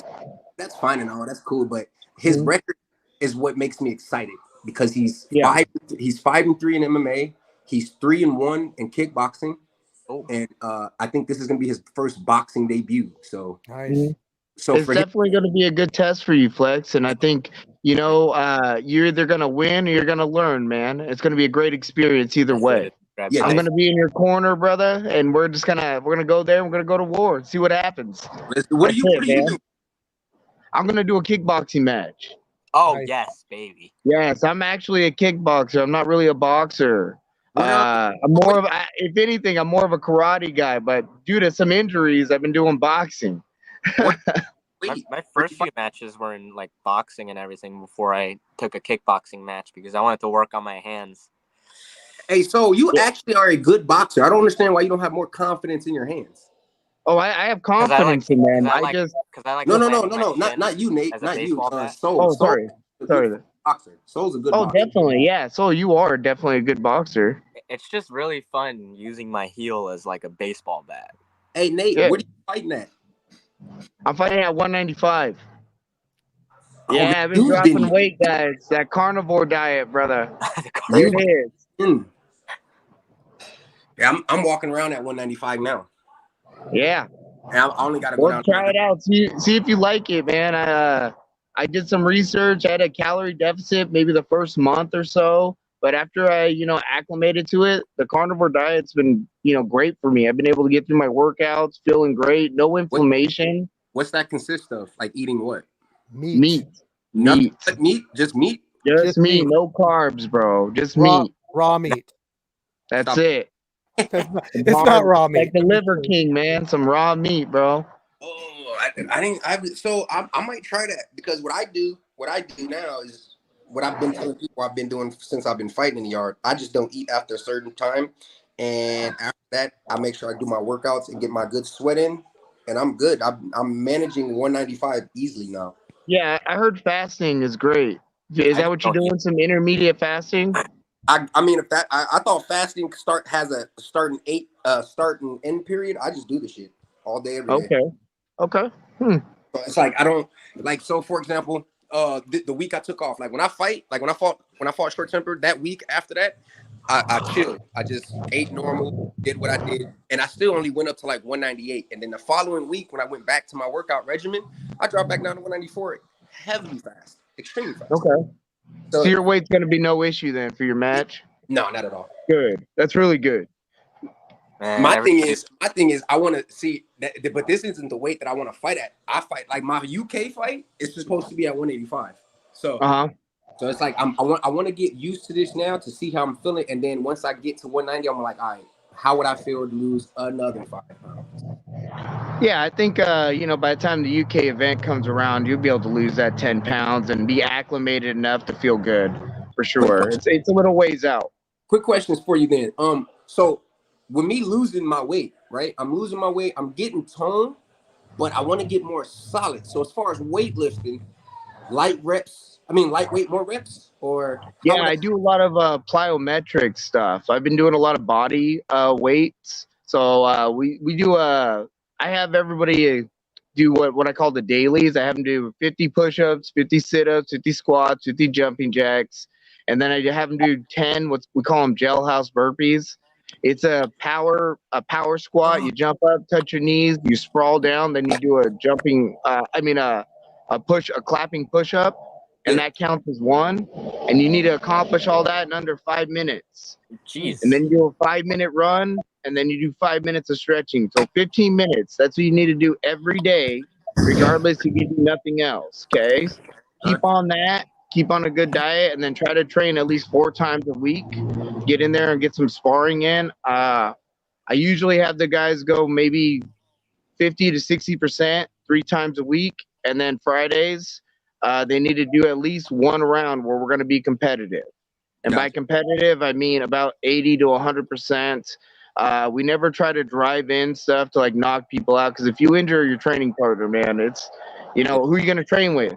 Yeah. You know, so you got to be careful. You don't want to injure your people. And I think exercising control is really going to be beneficial in the ring. You know, you're able to really work those feints.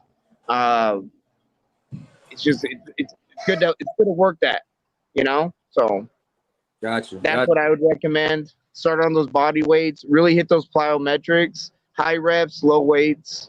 That's great. Try to get in at least, you know, 500-600 punches a day if you can flex. 5. Okay, I got you. Yeah, I'm telling you, when you get going, this will take less than like 10 minutes. But if you could set a real good, hardcore 20-minute workout and just blow your muscles out. Okay, that makes sense. Because all I do now, so like what I do now is I get on the bike, I turn my intensity up to like 15 or 20. I've had a couple people come do this with me, so they'll tell you that they don't, after my warm up of the cardio warm up, a lot of people don't even want to finish my fucking reps. But what I do is I go bike for 15 minutes on a high intensity, probably 15 to 20. Right when I get off the bike, I normally get in within the 15 minutes. I get like a little bit over 5 miles, almost over. And then after that, I go to the rowing machine. I go row a mile, maybe a mile and a half, or half a mile or a mile. And then I get off the rowing machine. I take my ass to the treadmill, and I go run another 2 miles. And then when I get done with that, I take my ass downstairs to the bag I got downstairs, and I type in 330, and I do 4 rounds of bag work by myself. Okay, how often are you doing that? I do that 4 times a week. Fridays I try to do some lifting, because Saturdays is my day I plan to go spar, because I don't stay around nobody. So I can't. Yeah, I mean, if you're at least getting in some sparring at least once a week, that's not too bad of the regiment you got going on. Okay. Like I said, I throw in a little more plyometrics. Try to be a little more sports specific with some of the workouts. You know, band work is great for boxers, because you're going to be doing a lot of that push-pull motion. Okay. So look into some of that. I can send you some videos on Facebook. Yeah, please do. All right. That's what I do. Don't I be sending them videos to y'all group chat? All right. Hey, I'm going to jump off real quick. I got to feed my dogs. I might be able to jump on a little bit later, but I'll be watching, all right? All right, All boss. right, man. Thanks for coming All right, on. thanks, guys. Yep. So real quick, guys, I want to do the question and answers that were brought up earlier. We can answer them as a team. We can get our different opinions. Oh, welcome, La Reina. Let's do it. What's up, guys? I'm gonna give my opinions on this stuff, and like I said, you guys can give yours. But I had him posted in different spots. I'll start out with YouTube because I think I had the least amount posted on there. But the first one's probably directed more at me, and it's from Jiggy Norris, and it says, "Why did you start Scrapyard in the beginning? Favorite matchup?" I started the Scrapyard as a way to bring people together to train. We never really intended on being a fight channel in the beginning. That was never the intent. I built a ring to train in my yard.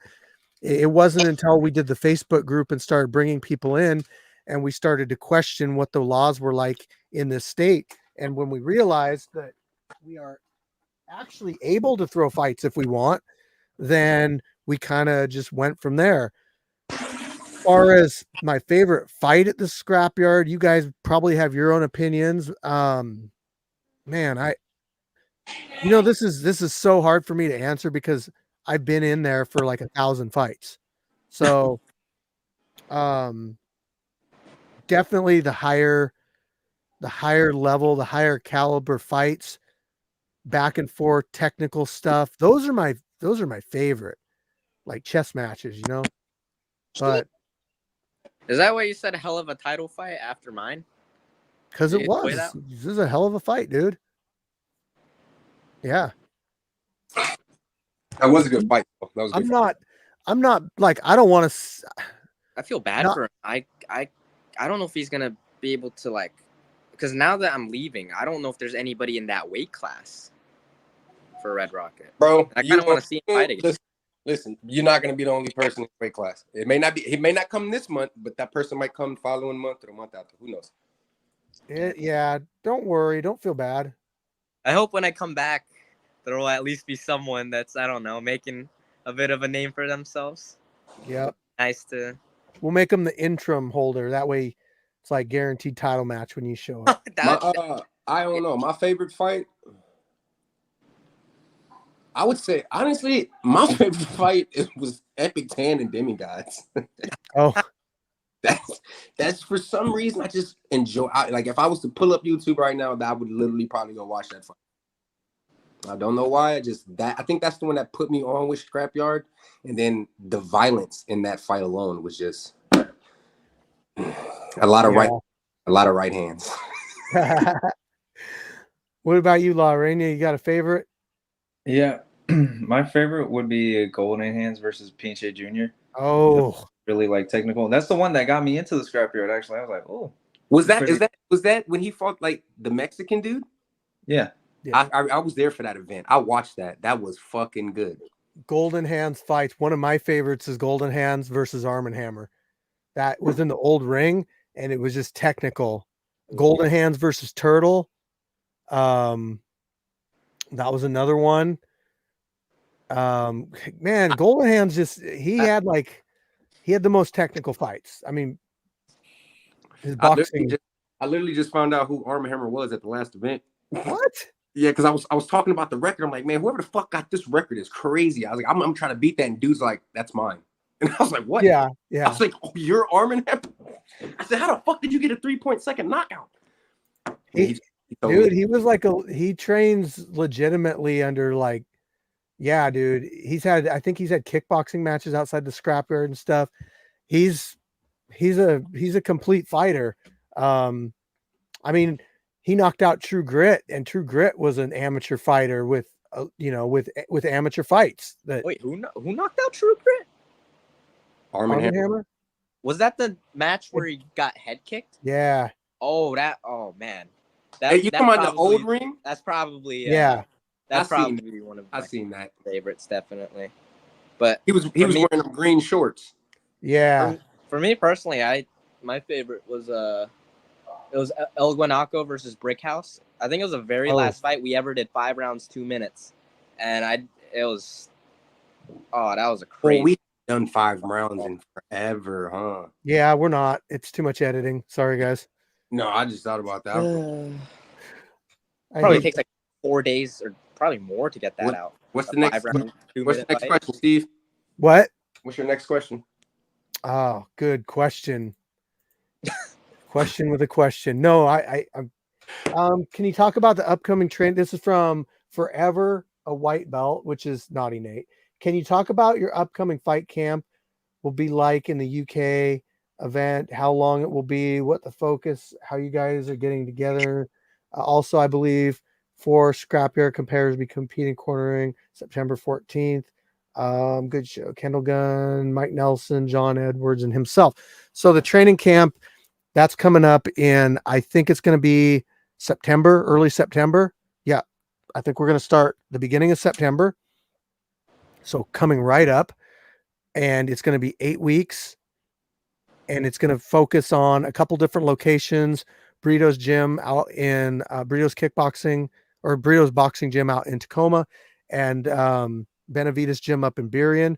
So fighters are going to be able to, use those facilities to train under some of the coaches going out there.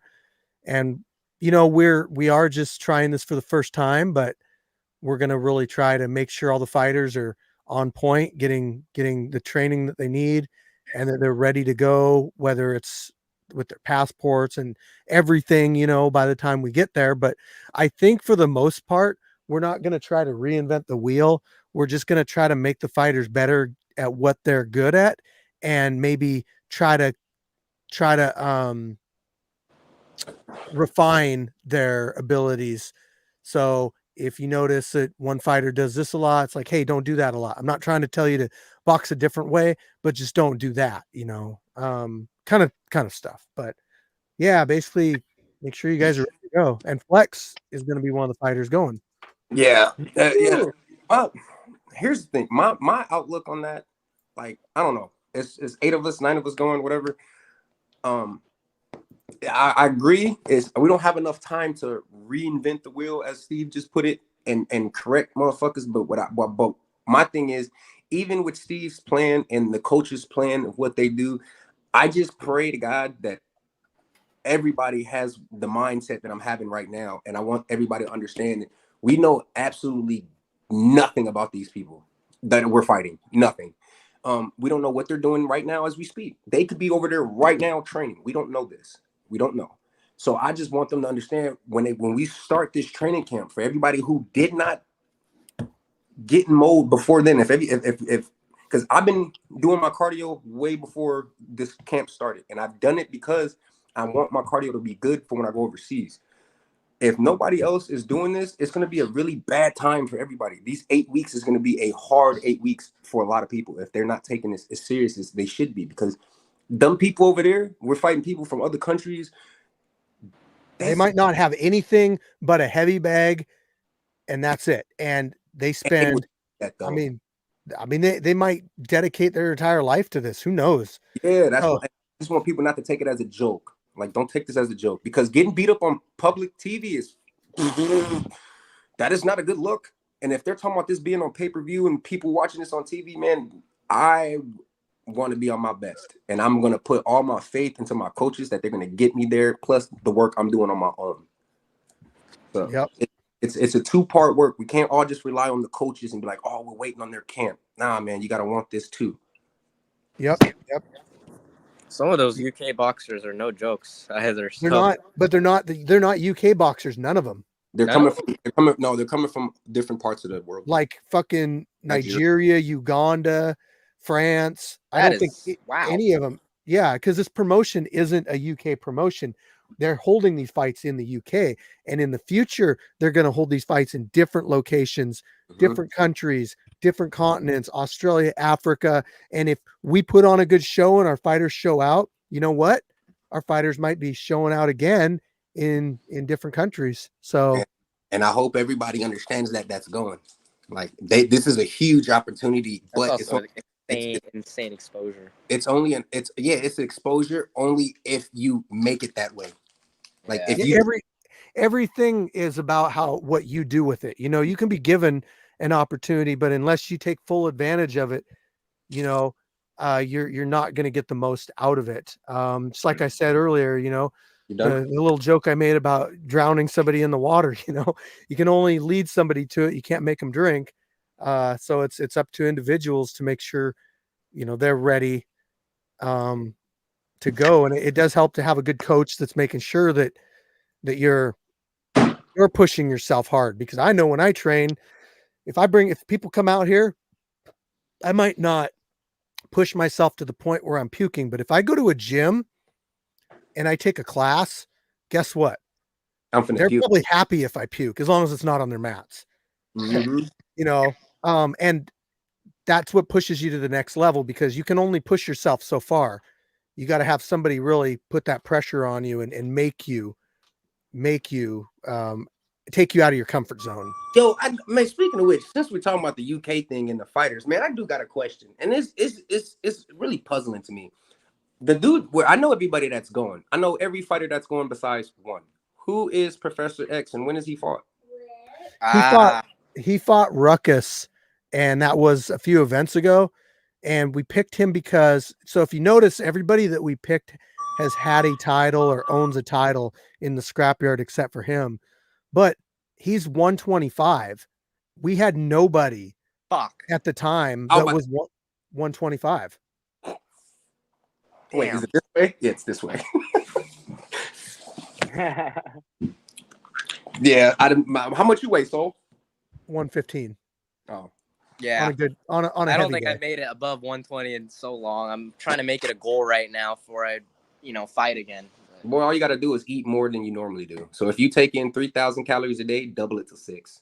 Your weight will gain. Yeah, we might be able to get Chef to get down to 125. I think he's sitting around 135 right now. Well, we aren't 100% on all of our selections yet. I'm going to point that out too, because everybody that's picked is picked. But if something were to come up or whatever, I'm not saying I'm getting rid of anybody. I'm not saying that.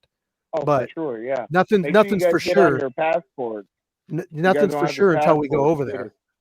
Yeah. And there will be opportunities in the future too. So if, say, Chef doesn't get this opportunity now, maybe he will in the next one or something. But hey, how long has Chef been coming down to your gym, Nate? So Chef's been, I want to say, since his last fight against Lights Out, showing up.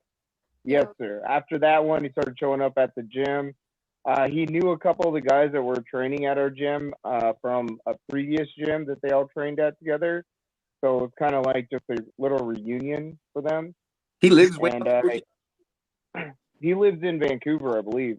Yeah. So it's real close to our gym and stuff, and yeah, he's fit in pretty well. Currently, he's nursing a shoulder injury. He got an open mat, so he's out right now. But he's been working hard. We've been putting some time into him, and he's been listening well for an 18-year-old kid. He seems pretty driven. So I expect a lot of good things from him in the future, honestly. Next question. Oh. Next question. That was Steve. Oh, sorry. I just want to make sure we get through the questions before I have to get off here. Because once I get off here, I can leave you guys to talk amongst yourselves. Got it. So this one's actually from Tiger Jones. He, I believe, is a West Coast fighter. And he said, do you think fighters in all orgs, meaning all the branches of Streetbeefs, should be ranked? Yes. Awesome idea. How would they do it? Very tough, but I say have them ranked in their own branch. You can't rank them to everybody, but in their own branch, by all means, yeah. Every branch should have their own top 10 fighters. It's kind of tough. What would need to happen for there to be a Super Bowl, like Street Beef Super Bowl type thing?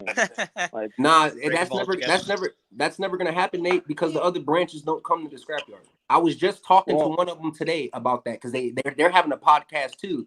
And V-Dub was like, let me hop on y'all podcast. And I told V-Dub in the comments, I said, yo, when you get on there, ask them why they don't never come to the Scrapyard. And then the owner was like, oh, we're not afraid or nothing. I was like, I never said you guys were afraid. I was just asking, like, why don't you never come here? Y'all finna go all the way to the West Coast. Y'all come from the East Coast all the way to the West. They called no showed when they did. 14 fighters. If every branch had like their own Super Bowl and their sponsorships that paid for their I don't know, title fighters to come out. The and do a problem with match. that That'd is be that something. the footage is all belongs to the branch that puts it on. So say we go over there, then we go to the West Coast, and then it's time for the Scrapyard Super Bowl, and then the other branches are like, yeah, we can't make it. Sorry. It's like that kind of stuff happens. We did our 4-year anniversary last July, and there were 14 fighters that were supposed to come up from the West Coast. They gave me people. I had them all I had half of them matched up already, and it was supposed to happen. And 14 out of 14 pulled out. Now, Damn. how can you tell me really. that 14 out of 14 are going to pull out when it should be, oh, okay, sorry, I can't make it. Sorry, I can't make it. Whatever, Hey, We're we not still saying they're had scared. 5-6 people show up. And I'm not saying anybody's scared. I said that before, and the panties got so fucking twisted that Yeah, no, I'm not trying to cause any drama. I just said I'm unfamiliar with any kind of animosity. there's so much, there may be there's so many between the politics branches. involved with it. There's people that It have, is the fight game, though. There's a lot of politics in the fight game. I understand that. I was there's unfamiliar people that with just, Street Beefs. there's so much like fucking, I don't know. And I don't want to say the wrong words because then people take it the wrong Fair way. enough. But Yeah. there's just, whether people don't like me, so I've been to every single branch. I'm not counting the Dirty South because they only throw fights like twice a year. But I've been to every branch. I've been to the West Coast. I've been to the OG branch like 5 times. But You've none been in of the the West other, Coast like twice, haven't you? huh? You've been to the West Coast branch like 2 or 3 times, haven't you? Once. Once? Yeah. Okay. One and done. So I went out to the OG branch. I've like 6 fights out the OG branch. But my point is that no branch owner has ever been out to the Scrapyard ever. Not one. Not one from any other branch. So like I feel that for us to create a Has that ever invasion, been approached by chance? Have you ever talked to them directly? Well, I mean, not to get into it. You don't want to. I'm not trying to stir anything up. I'm not on speaking terms really with the West Coast because they got their management all screwed up. There's 50 people running it, and like I'm like whatever, and then there's people that like, I don't know. I don't want to get too much into it, but this is the problem when as the platform grows to be huge, that we're gonna have like different fashions of it. So it's either break off or just like infighting. well, I think that our starts branch is slowing things big down. enough that we can fight amongst ourselves and have new people come in, and people come in from all over the country and out of the country, that we don't have to rely on, hey, this fighter's going to come fight at the Scrapyard this month. It's like, if they don't, they do, they do. If they I don't, they don't. 100% agree. They probably don't Yeah. want to fight on the turf or something. I don't know. No, Don't it they ain't fight in that. a Look, sandbox? It ain't don't that. Don't don't they fight in a even. sandbox? Hey, so that's not even a fucking excuse. The turf bullshit. Because guess what? The OG branch copied Steve. What do you mean? They didn't. I don't know if they put mats down there on the. No, they OG put branch. mats down. That was Exactly, no. though. That I'd was much that rather was fight on the turf than in most sand. I don't know No, why no. they like fighting Look, in sand. when I say copy, when I meant copy, I didn't mean like they put turf down, but they copied what Steve did. Steve has the best ring in all of Street Yeah. Beef. Well, Amen. look, For sure. I didn't build anything to compete with anybody. Let's take this really quick. I didn't build what we have to be better than anybody. I took what we had and tried to make it as good as I could, because that's how I am. Whatever I do, if I put my heart into it, I put my heart into it. And I respect the fact that there are other locations with different looks to them and different experiences. But it's not that. I can tell you that there ain't a single ring in Street Beefs that I would say, oh, I'm not fighting in that just because of the ring. But there are people that are in charge of certain things that I just don't want to really be affiliated with because of how they are. I mean, I've tried to smooth things over in the past. I really have. But there's like other people in the way that like stir the pot and make it worse. And then there's people that like pretend to be your friend, but they're really a secret hater, and you catch them like doing stuff. And you know what? Fuck the politics, because that's not what I enjoy about all of this. I enjoy what I've mentioned on this thing earlier, the community, the fights, the people coming together. I don't care about all that other stuff. And if the price of that is to not have those people want to come out here, I'm fine with that. I'm fine with that. I And want so, people to come out here. Okay? So if that's, I get that, and I wasn't saying you built it to compete. I was just saying exactly what you said. Hating, people hate because of what you built. It's not. I'm not saying you built to compete, but because what you built in a shorter amount of time than what they have, that coin's hated. So I understand but is it like that? I understand the relationship with the West Coast, but is it like that with the OG branch too? Like, can you not be like, hey, what about some of you guys come over? Well, so I would say that my relationship with OG branch is fine. Like I'm a moderator in the group, I don't go in there quite as much. They're so big that they kind of have their own, like I think the Scrapyard versus the East Coast would be a good one, because you got like the small group going against the biggest group, whereas I think the second biggest going against the biggest in a clash would be a really good one. But at the same time, we've already done an invasion out there. I would like to see, a group of people invade out here, but there's a couple people that really don't like me, and I don't know if they throw a monkey wrench in there every time something fucking happens. Like, I don't know, dude. I don't know. I just know it hasn't happened yet, and maybe one. I ain't gonna lie. Like, me personally, how I look at it, like, it does. I wouldn't say it bothers me, but it does. Because for me, when I'm a part of something, I'm a part of it, everything, and I'm hella loyal to whatever I'm a part of.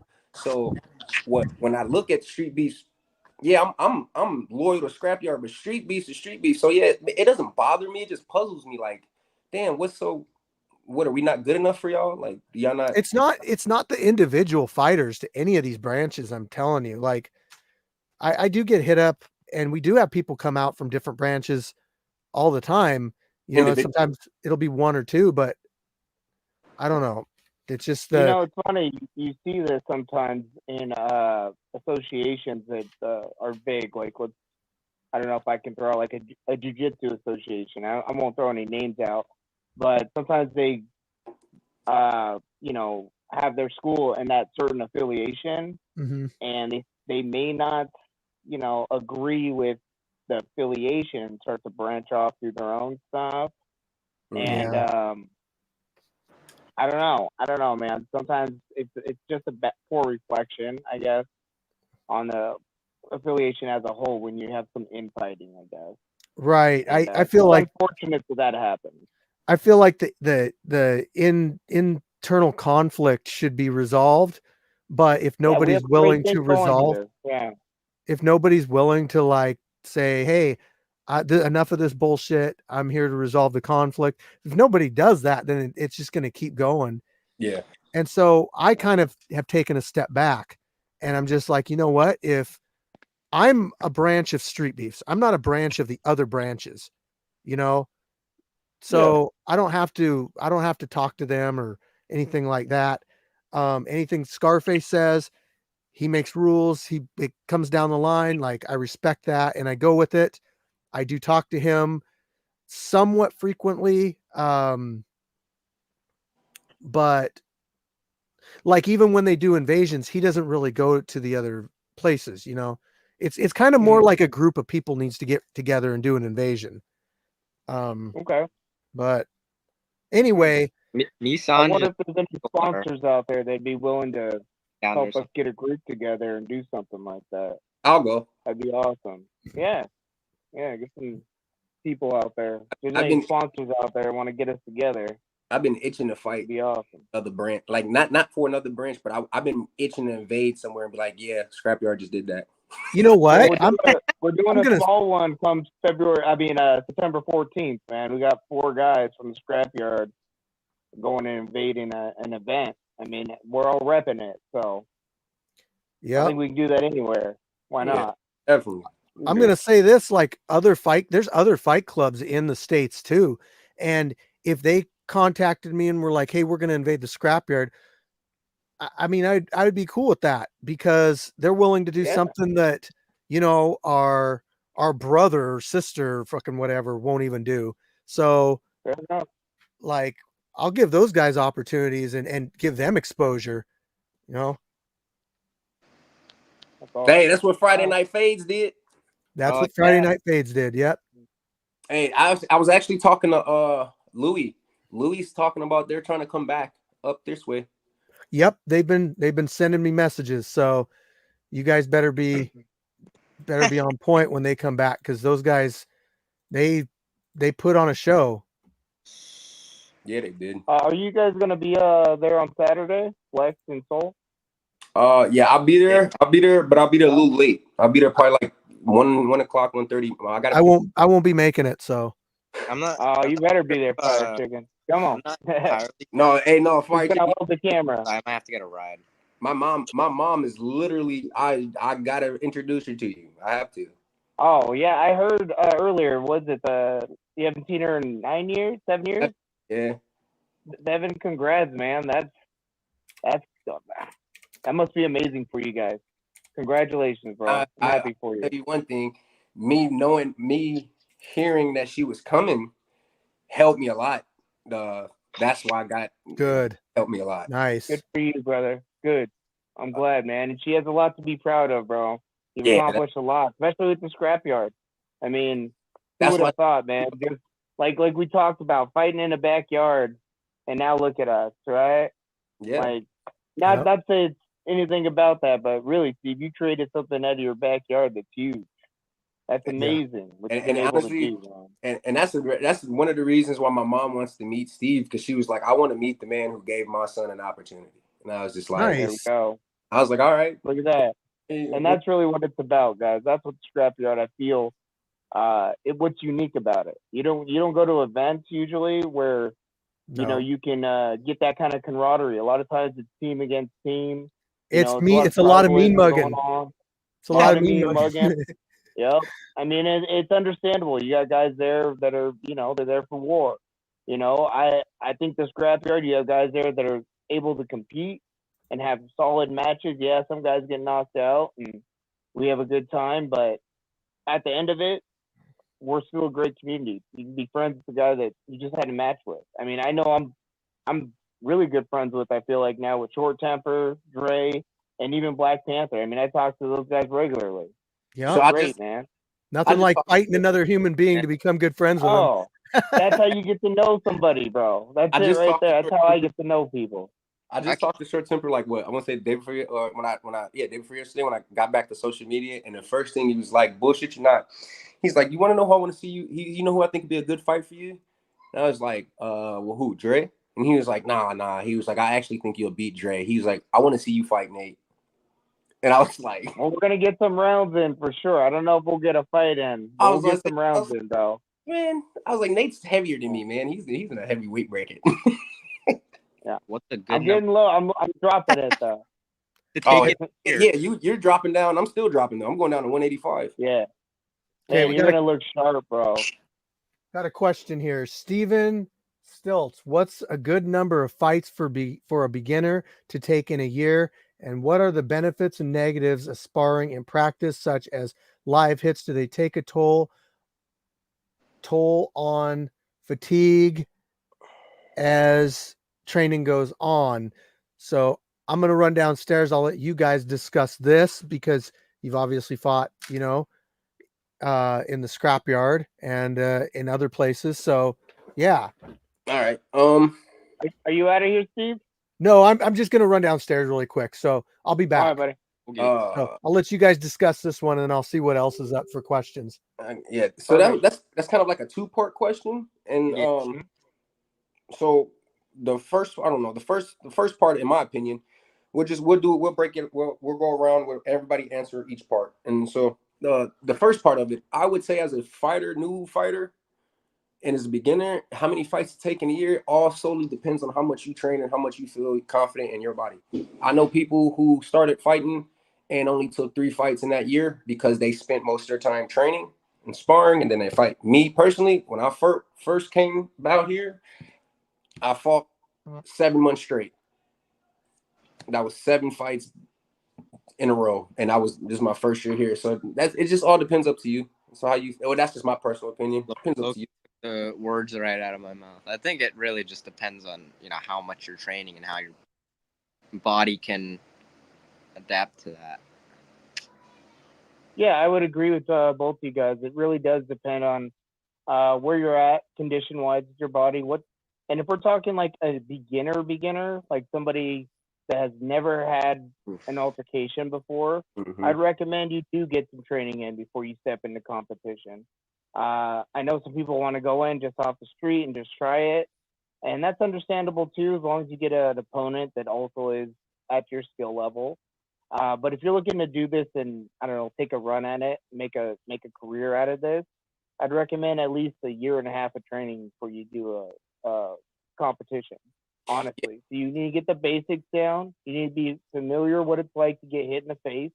You also need to get familiar what it's like to actually hit somebody. I've trained guys before, and it's pretty common for people that aren't used to striking somebody to hold back and pull punches and be uncomfortable with actually punching another human in the face.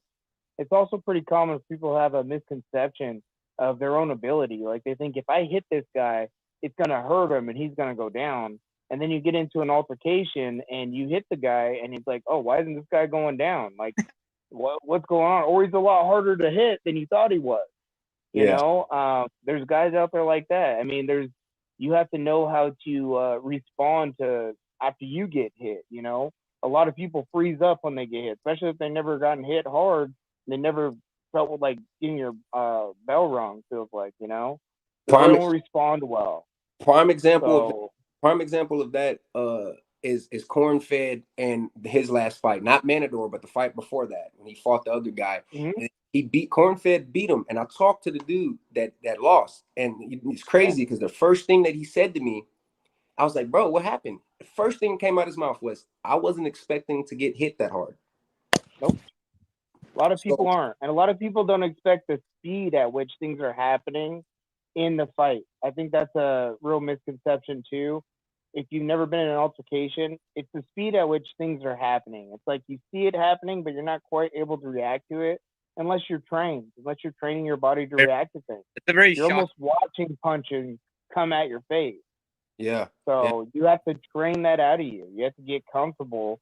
I always like telling my students, you got to get comfortable under fire, being able to see and think under fire. That's how you're able to slip past punches, because really when you're making flips, you're not trying to slip side to side or slip back. You're actually trying to slip forward past the wrist so you can get within range to counterpunch.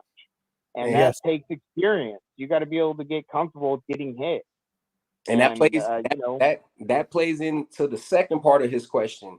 Sparring, there's benefits and there's cons, there's pros and cons to it. Me personally, what I tell everybody, not every sparring session you have to kill a person. You don't have to go 100%. Sometimes there is a thing called technical sparring. You work on technical movements, you work on technical striking. You're not supposed to really kill each other in sparring. Granted, every once in a while you go hard, like you said, 80 to 100%, but that's only to help you comp what you just said, getting used to getting hit hard, hit fast. Get used to the speed of it. And understand this, even when we're doing hard sparring, we're only trying to emulate a fight. We're not trying to knock each other out. We're trying to get you used to the speed at which things are happening, right? Getting used to getting hit and reacting the right way. And that the way we do it go ahead, Steve. The more sparring that you do, it does prepare you for a fight. It lets you react quicker and have your timing down better. And I don't want to jump in and cut you off, but I feel like somebody really has to have a lot of the beginner, the basics and the all the pieces to the puzzle before they really jump in there and spar, because if you're sparring with people that you don't really know, and out here is pretty controlled when we spar, but like if you go to a gym, on an open gym, and you're sparring with people and you don't have like the basics down, you could get hurt pretty bad. 100%. Me personally, like I feel like I can go into pretty much any gym and put gloves on And you know what? I'll at least be able to like walk out of there. Yeah, and that's Because taken years of experience years, to get to that point. the Yeah. split second that you have to just move your head so that something just barely brushes your ear. And then, like you said, you move in a little bit so you get in range. Like that's all stuff that you see how people react when they're new. They'll bob all the way down. They'll they overreact. react. Yep. I mean, it's That's like called being punch shy. Yeah. Yeah. That Sorry. happened in one of my fights. I fought my first MMA fight when I fought Grizzly. He overcommitted to a leg kick and missed, and that's what caused him to lose the fight. But I feel like when I talked to him after, I asked him, I said, "How often do you spar?" And he's like, not so much. No, we like to call them like white belt mistakes, man. Everybody has like tendencies, and it seems like across the board, people need to get used to getting hit. It's a common trait to be punch shy. It's a common trait to like be shy getting in there and sparring with somebody. It's normal. It's not normal to go out and just hit people. You have to train people to do it. Now, some people have a mentality where they want to go out and they're overly aggressive, and then you got to train them to kind of like pull back a little bit. You're not trying to injure anybody, and also for their technique. Like you don't want to be out of control with your technique. You can throw wild punches. You got to tone it back a little bit and not let your emotions get out of control. Yeah. So sometimes it's the other side of that coin. The way we do it at Columbia River Jiu-Jitsu, if you're new and I've never trained with you before, for the first 3 days that you're there, you're only training with me. Like you're only striking with me. And I make it clear, like, this is how we spar. 50% Monday and Wednesday. On Friday, you can have one round where you go 80%. Or you break it up in the round, or maybe for, we do 5-minute rounds. So maybe for a minute of that round, you go hard. Woo! Yeah, that's why Cardio. that's why our cardio is where it's at, fellas. That's why it's there. Fuck, Yeah, and here I am thinking 3 minutes and 30 seconds is something. No. Yeah, that's why Dad's cardio is no longer an issue right there. I don't know if you guys noticed in his last couple fights, his cardio's been there. Did really definitely notice. That was one Yep. of his plaguing problems before, and now it doesn't seem to be an issue. Fuck, it's been a problem of mine too. So we've been working on it. Oh, man, Dad looks really good since he started training there. Yep. Dad, Yeah, he's been putting in a lot of hard work. Speaking of which, he's going to the UK too, but he's going before us. Yes, I'm gonna go on that trip, and so I'm gonna meet people and do stuff while I'm over there. Nate is also going on that trip because he's the I'll be coach. going too. Heck yeah, I got my passport and everything. I'm ready. Hey Steve, hey look, I know this is gonna be a reach. I don't really care. I'm trying to get his attention before I even fucking go to London. I want Luke Dyson. Oh, Luke Dyson, that motherfucker. Who's that? I want Luke Dyson. Apparently, he has 175 boxing matches out there in the UK, and he hasn't lost not one. But I've watched his fights. He fights anybody. Literally, they'll call him the same day, like, "Hey, come to this bar, come to this club. We're gonna fight." And he'll make a video. He'll make a video like, "Oh, I got to fight today," and this, other. I follow him, and he keeps asking. He said, "Who wants to fight?" I'm on every comment. I want to fight. I want to fight. Let's fight. Like. Well, let's make it happen, man. I'm gonna try to make that happen for you too, Flex. I think I want that Luke Dyson. Let's do it. I want it. Let's do it, man. That'd be Steve, awesome. If you don't know, I'm gonna send you who Luke Dyson is. I didn't know you know who that was. I think I've heard of him before, but I think I've seen him on a video you may have posted. Yep. So yeah. All right. Cool. Cool. I'm not. I want to make it clear. I don't want him because I just think he's trash. I want him because you have 175 fucking boxing fights and you haven't lost one. Yeah, I want to fight you. I want a piece of the pie. Heck yeah. I hear you. Well, guys, I'm gonna have to head out. Thank you for having me on tonight. Me too.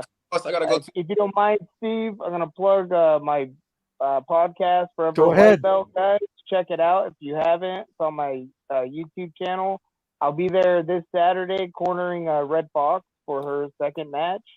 I hope we find an opponent, and hopefully I'll be able to see you guys there and we get some training in. Steve, didn't you say a woman signed up, Steve? Oh, there's a couple. There's a few. She's gonna get a match. So don't worry about it. But it's either gonna be Pappas's the one that Pappas is training, or there's another one that's a level 1 also, that just signed up, and Okay. Volkova might show up. We might have 2 women's matches, but plug your stuff in, like really tell people like how to find it. What is it again? So it's at Forever White Belts on my YouTube channel, and you can find me on Facebook. Look for Nathan Smith, or find me. I'm one of Flex's friends on there. I'm on TikTok. I'm on Instagram, Naughty Nate. So yeah, look me up, guys. All right, man. Thanks for coming on the show. Thanks, Steve. Thank you, guys. Yeah, See you guys brother. on Saturday. Take See care, you folks. then. All right. Yeah, I'm gonna get up out of here too. But before I go, man, I just want to speak one more thing on that mental health. I don't. For everybody who's watching, y'all know my Facebook page is Kendall Gunn. If you ever need to talk to anybody, talk to me. You got me. My Facebook's Kendall Gunn. You can find me. I hear you out. I'm here to support all mental. So if you feel like you're breaking, or you feel like nobody's there to listen, or you feel like nobody is just there for you, hit me, and we will talk about it. And I'll be there for you, promise. Because sometimes when people don't know that there is people out there for them to talk to, those people that don't know that, and when they have their breaks, are intense because they feel like they're alone. So I just want it to be known. And I'm sorry I'm using your platform to do it, Steve, but if Oh, no, go ahead. if you guys, anybody, I don't care who you are. I don't care if I don't know you. I don't care if you just watch my fights. My name is Kendall Gunn on Facebook. Add me, talk to me. I'll be here for you anytime. Promise. We need more people willing to be like that, to be honest. But everyone's got their barrier, that they feel like it's hard for them to open up to people. But what we want to try to do is, make it so people are like, okay, I'm a good person to talk to. I'm not going to judge you. You can tell me whatever, and to have more people like that, it's that way you can get a hold of somebody when you're not feeling good. Really important. I really want to do more stuff with mental health in the scrapyard, and I'm working on it, as I mentioned earlier in the podcast. So the more people involved, the better. Yep. And I said that. I said, whatever you got going on, whatever group, whatever you're trying to start, just please let me be a part of it. Let me help. For sure. All right, man. Have a good night. We'll see you Saturday. See you guys Saturday. Yep. Wait, so my phone ended up dying. So I got off. Did all the questions get finished, or were there any more? Let me look. Because I could just answer the rest of them, I guess. I think we got most of them. There really weren't like a whole lot because my planning on the whole thing wasn't the greatest. Yeah, I'll still please talk to everybody, and I'm gonna miss everybody once I actually do end up leaving, because Scrapyard does mean a lot to me. Oh man, you post training clips in the Facebook group. Come on the lives. I mean, you could still be part of it. Just because you're not showing up every month. It'd just be nice, to be able to make it out. Right. Oh my goodness, I think I've been out to almost just about every other event since the anniversary of last year, except for Halloween. Oh, you missed Halloween. Oh, that's fun. And what's funny was, if I ended up showing up to that month, I think I would have ended up fighting. Actually, no, I wasn't doing Muay Thai at the time, and Lucha doesn't do boxing. He only does. Oh, you guys would have kickboxed then. Yeah, it would have probably ended up being something along the lines of kickboxing. But I do got one more left in me. This Saturday, hopefully I get a match. Worst comes to worst, I can just help corner and help. I don't know. Get in there and spar afterwards. Sparring I definitely have to do that if I don't find a match, for sure. But yep. All right, man. I'm gonna kill this episode of Kicking It with Chicken, because it's been a great conversation. 2 hours and 20 minutes. We used to do these things all the time.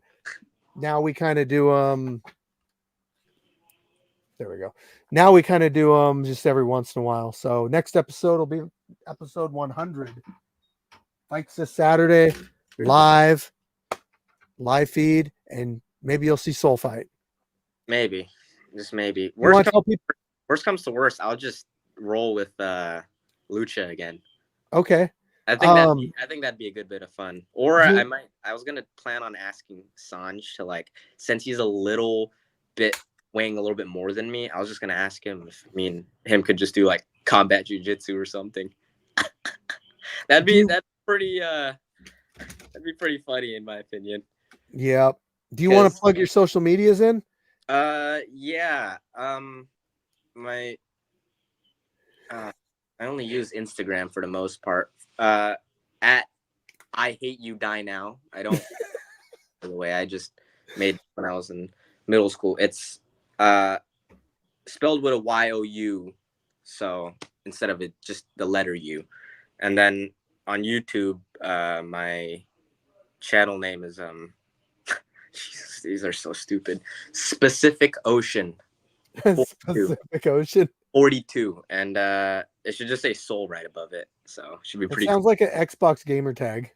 Yeah, I need to probably change some of these or like make them all the same because they're all scattered. My socials are pretty all over the place right now. But you gotta hop off pretty soon here, Steve? Yeah, I'm gonna get off, man. I've yeah, I don't want to hold you up too long either. I might sneak off to the gym tonight. I got a gym membership. It's 24 hours now, so I've been using that. It's kind of nice. It's kind of whoa. What was that? I have no clue. Just probably just a ghost. Anyway, yeah. So I'm gonna jump off here. Hey, thanks for coming on. It was great having you on the show.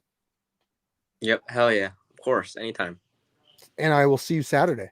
Yes, hell yeah. Oh yeah, I had one last question. Were you being dead serious about like if